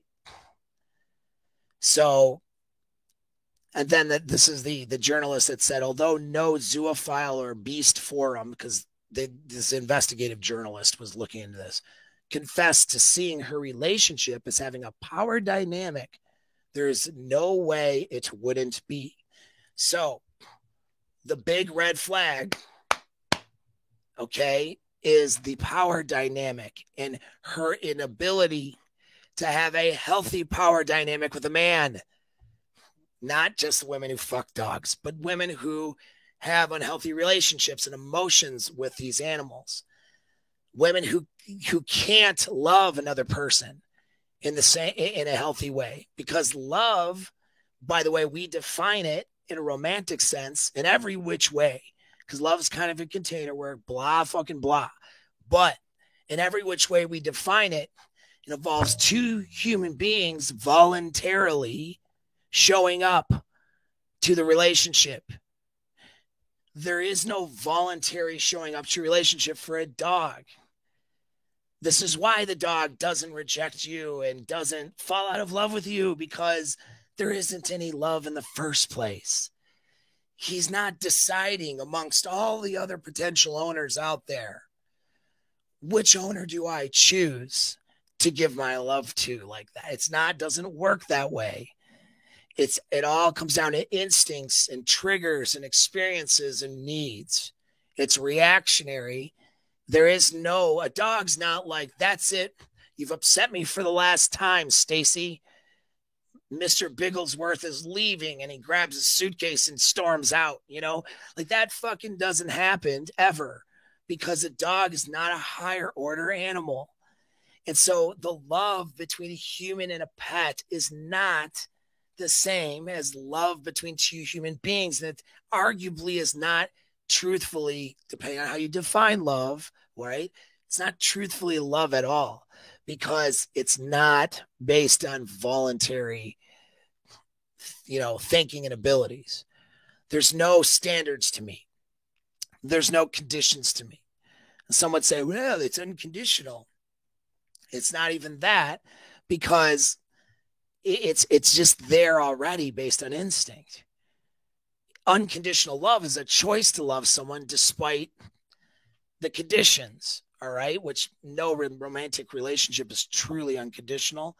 However, you can have a general love for like maybe human beings or kids, more of an agape, as they would call it, type of love that's more unconditional. But, that's still not the same, because a human being is making a conscious decision. Dogs do not make a conscious decision like that.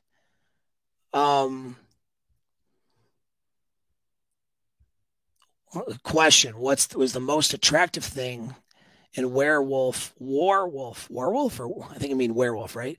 Novels or movies to women, the most attractive thing? Well, they like the beast traits. That's a personification again. The traits of a beast. There's a reason why women like horses, and it may have to do with size, power. And so I think Rational Male, actually, I think Rollo has a good article on this. In fact, he has a good article on everything. I could just say that, like, for anything. Probably be right. But I think I actually read this one, not recently. but about like, women, why they like horses. And it's not all about cocks, although cocks is part of it. A big dominant penis, like that. There's a reason why.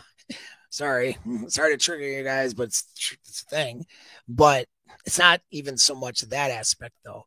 It's the fact that she can use her womanly ways and her skills and her, skills as a woman to own, direct, and manipulate this larger, more powerful animal. That's the attraction. Like big dog moms, especially horses, all right, and this personification of beasts and movies.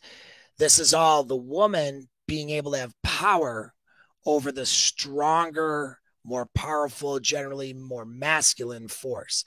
Somebody that could suck a horse could, kill the rider, like if it was had the intention to do so, probably, right?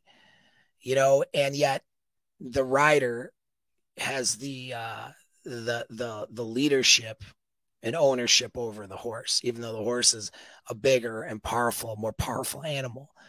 Same with, a girl who has a large Rottweiler, German Shepherd or something, right? Or a whole bunch of Huskies or something. Those animals, can turn on her if they wanted to and probably overpower her or at least fuck her up. But she has power over the animal. So there's a power dynamic that women can be attracted to. Women are attracted to that power dynamic when they oftentimes, because it makes them feel powerful, and it's a non-sexual component to that. Although I would say that there probably is some psychosexual component, meaning not more psychological, but not arousal, seeking or anything. But, I don't want to get into the weeds too much with this, but, a lot of the reason though why a woman would be attached to that though versus and to where it hinders her relationships with men is because she doesn't trust a man who has power over her and that she cannot manipulate. And so again, she wants, according to the quote, right, a domestic prisoner, right? She wants to have domestic rule over a person she's holding hostage. How many weaker guys get into that marriage? A lot of you guys listening to me have unfortunately bought into that and then maybe hopefully got yourself out of it. This is the woman who doesn't trust the masculine framework and therefore has to have power over the relationship through her manipulation. And she wants to do that. She wants the guy to be an unquestioning, hostage that's kept hostage under her domestic rule. And she wants to have no accountability for how she treats that person. That's not a good person. Women who do that aren't good fucking people. I've had ex-girlfriends, ex-chicks I've been with who are that way. I didn't recognize it at the time. They're not good people. They're shitty human beings a lot. I mean, they can be good at times, but when it boils down to it, they're a shitty fucking person. And it boils down to, and their families that they came from, their moms that trained them to be that way, their fucking sisters and friends and circles. A lot of those women are shitty people too. They're shitty because they treat people like they're disposable. They treat people like shit. And they try to have power over people through manipulation and control and bullshit. You know what I mean? And they disregard people's, well-being, emotions, and so forth. And they don't, and what's worse is usually those women are the most arrogant women in the world. They don't want to be held accountable for any fucking thing. And as you see more women acting like that with this strong, independent bullshit narrative that gets promoted out there today, you're going to see more women transferring these emotions to their pets. And so, in conclusion, guys and gals, a really good sign for a woman who has a strong, independent woman framework in an unhealthy way, who can't surrender to a relationship and be a good partner. Somebody who doesn't want to have personal accountability in her relationships. A good sign for that will be somebody who's has an unhealthy dynamic with her pets. You can almost, there's a definite correlation between those two things. Women with unhealthy relationships and in emotional dynamics with their pets, women who personify their pets, are looking for a domestic slave. They can't do love like human beings where two people, they can't be in a relationship where a guy shows up and fucking wants to be there. She's not even confident in herself and the ability to do that. So she doesn't do those relationships unless she can manipulate. Her framework is to be that she has to manipulate you as the guy in order to get you to show up and want to fucking be there with her. Right? And if you're not obedient and complacent to her wishes and her bullshit, if you challenge her bullshit, her fucking, the crappy things that come out of her mouth, her shitty way of handling conflict, whatever, then she fucking can't look herself in the mirror. And then that arrogance is subtle because sometimes it is backed by a deep feeling of not being good enough. And so I don't hate these women. I have compassion for them, but there's a deep feeling of either needing to protect themselves because they've been harmed by men. That could be a thing, or because that's the framework they grew up in. And there's a deep insecurity there, a deep feeling of not being able to be good enough. But my sympathy only goes so far, though, because if you think you're not good enough, then be fucking better.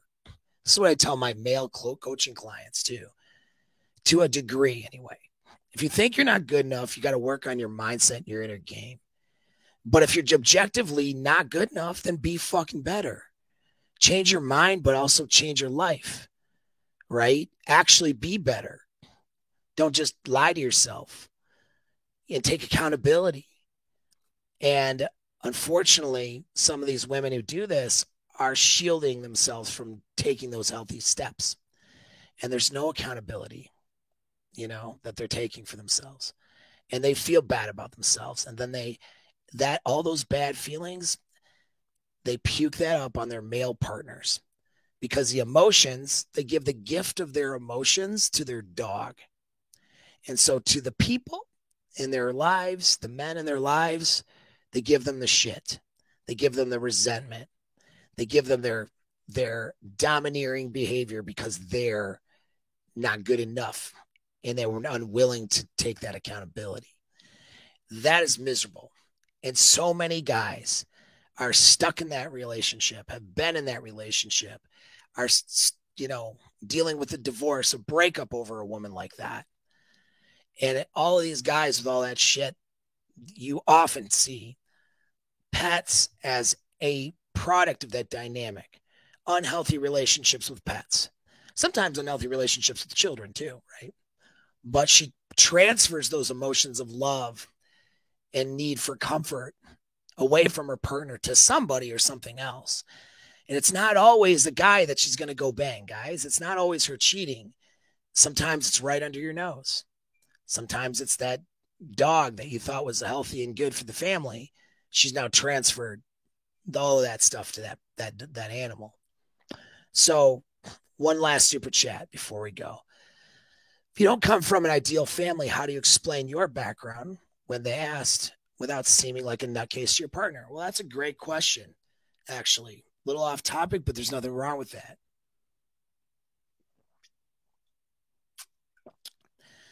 Yeah, so you and so Diamond's a chick. You're a chick. I should tell everybody that, right? That's okay. I mean, but it's important, for people to know that. It's a great question. The thing is, you don't first thing is you don't want if you're explaining, if you're talking about your background, the first thing, guy or girl, is never talk about it from the framework of being the victim.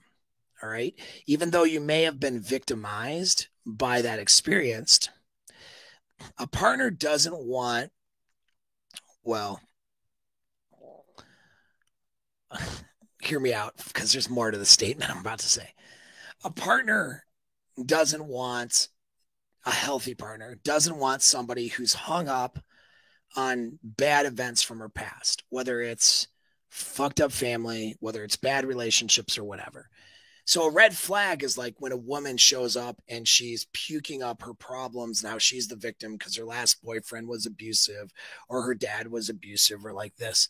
Those are problems, right? Now, those things though are part of your history, and those things will come up when you're with somebody. They should come up, but they don't come up on your first date.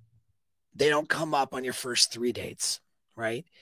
They come up when there's a level of emotional closeness and knowledge and understanding about each other and care and respect for each other's well-being before you open those things up. So that's the first thing is any of the negative shit about your family and stuff, don't open those Pandora's boxes early on because you don't know this person yet. They haven't earned yet the right to have that side of you, if that makes sense. That doesn't mean you have to lie about it either, but you can be like, just my family wasn't the greatest growing up, but you learn, you learn from bad experience as well as good. And that's it, right? Like kind of a framework, right? Meaning that you're better now because you've learned from things that were bad in your past. You're not a victim of it. All right. A red flag, but I say that guys don't want that. Let me rephrase. A lot of guys have that hero savior complex. And those are your simpy beta men too, a lot of them. The unattractive men that you're probably not going to want. And even if they seem attractive, trying to be your savior in the beginning, they're going to be unattractive later. Like those unattractive qualities of a guy with that unhealthy framework will show up later in a relationship. If it doesn't, immediately turn you off. Okay. But this is the guy who sees you as a broken wing that he needs you know what I mean? Instead of seeing you as a sovereign human being who can be a good relationship partner to him, he sees you as someone that he has to save and whatever. Like, not to say that a guy isn't going to necessarily do some level of care and caretaking for his woman, right? Like, and maybe in some ways a guy can sort of be your savior in a way, but the point is he's not intentionally trying to do that. He's trying to have a good relationship with you, right? Good sex, good times, building the life, all that stuff. He's not trying to pick up a broken person. A guy who's trying to pick up a broken person is a guy who has low self-esteem and probably not a whole lot to offer. And so he doesn't think he's fucking good enough to meet a healthy chick. In fact, he won't even be attracted to that girl the same way because he doesn't think he's enough. Doesn't make him feel like a man to meet the healthy woman who has her shit together and then build a life with that one. So he's looking for specifically the broken wings, the girl who's been abused, the girl from a bad family. Like that's a red flag from a girl looking at guys, right? And so it's not to say like a guy can be in a relationship with a girl who's got a troubled past and even help her on her recovery and all that. But his mindset, though, isn't like, I'm not good enough to have a healthy chick. So I need to pick up this broken wing and then she'll really love me because I've have this covert contract with her and I've earned her love by building her back up again. Like that's a fucking bullshit healthy framework that men do a lot actually. And so that's something you don't want. You don't want to attract that guy, right? Because that's going to show up later. That's a covert contract. So then if you're not showing up 6 months into the relationship in the same way that he expects or whatever, if you don't have the same attraction for him as you should, whatever, then he is now resentful and angry because he gave you everything. He picked you up off the ground. What do you mean you don't like him? Like it's like you don't get to have that sovereign decision, right? It's now you have to like this guy because he did this for you. He took you in when you were a piece of shit or whatever, like not you're a piece of shit, but you know what I mean? Like he took you in and your dysfunctions and you don't want to attract that guy who treats you like you're the broken winged bird that he needs to nurse back to health.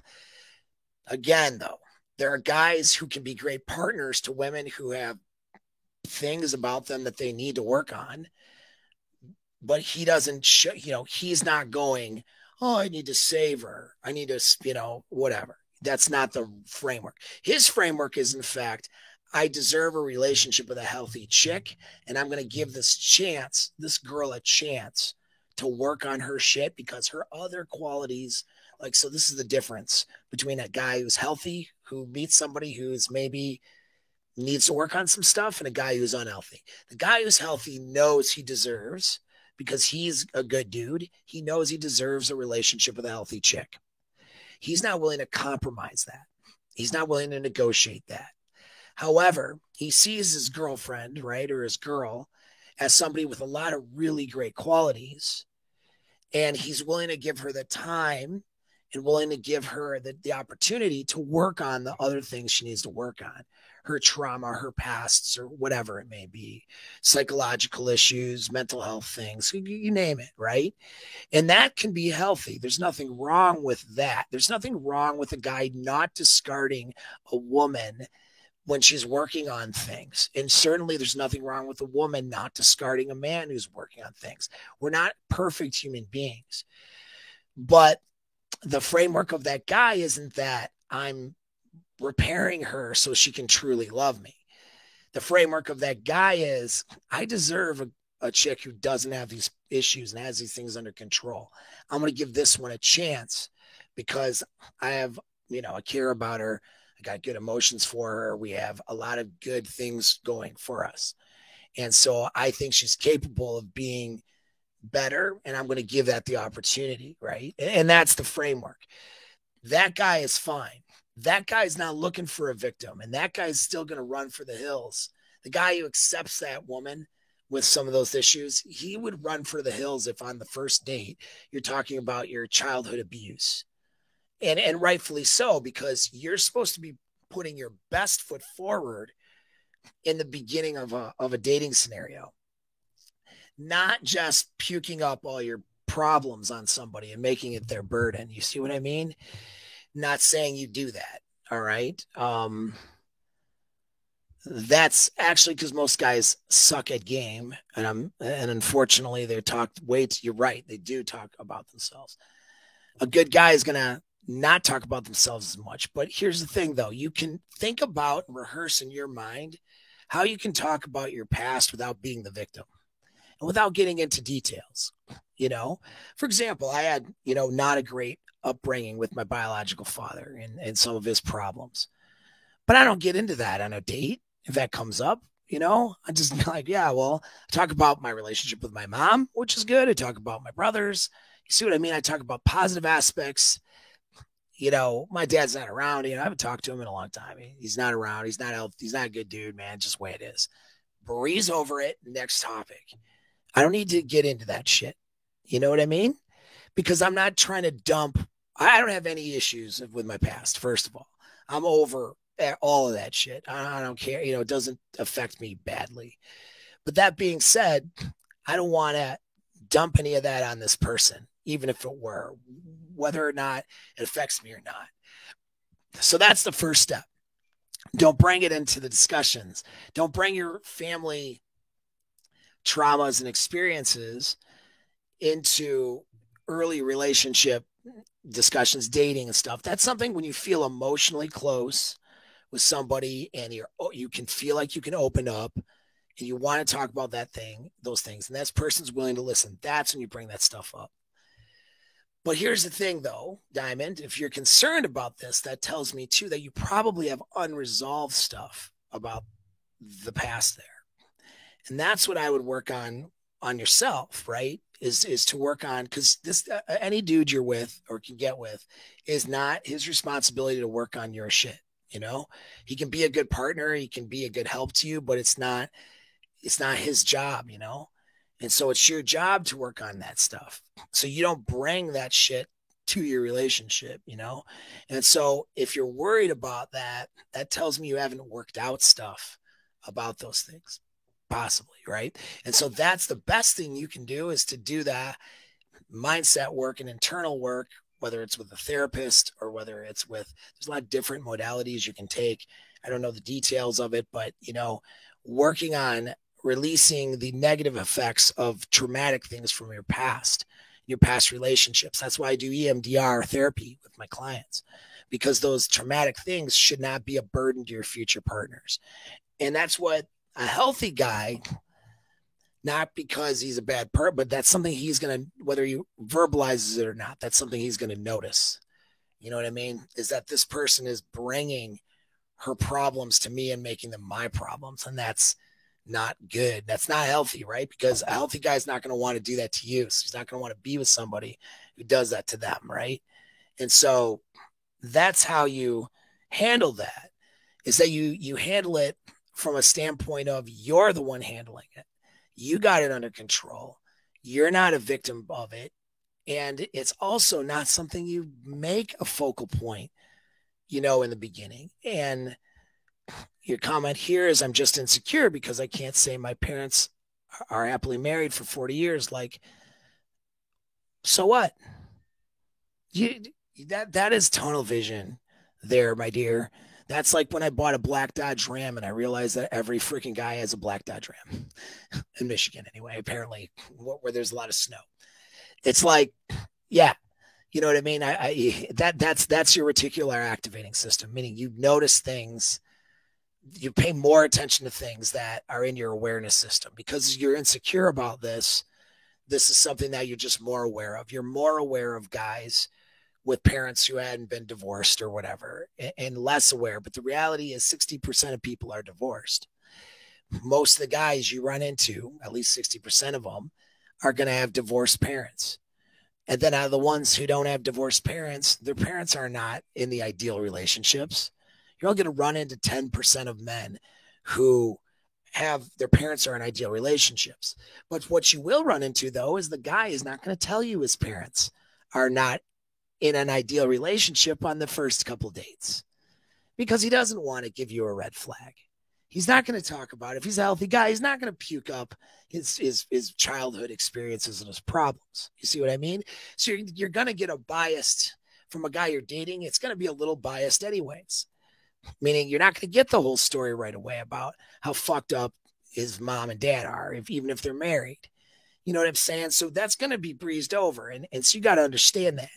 And don't be insecure about it, So what? Your parents aren't happily married for 40 years. It doesn't make you less of a good partner, right? You make you less of a good partner, how you show up.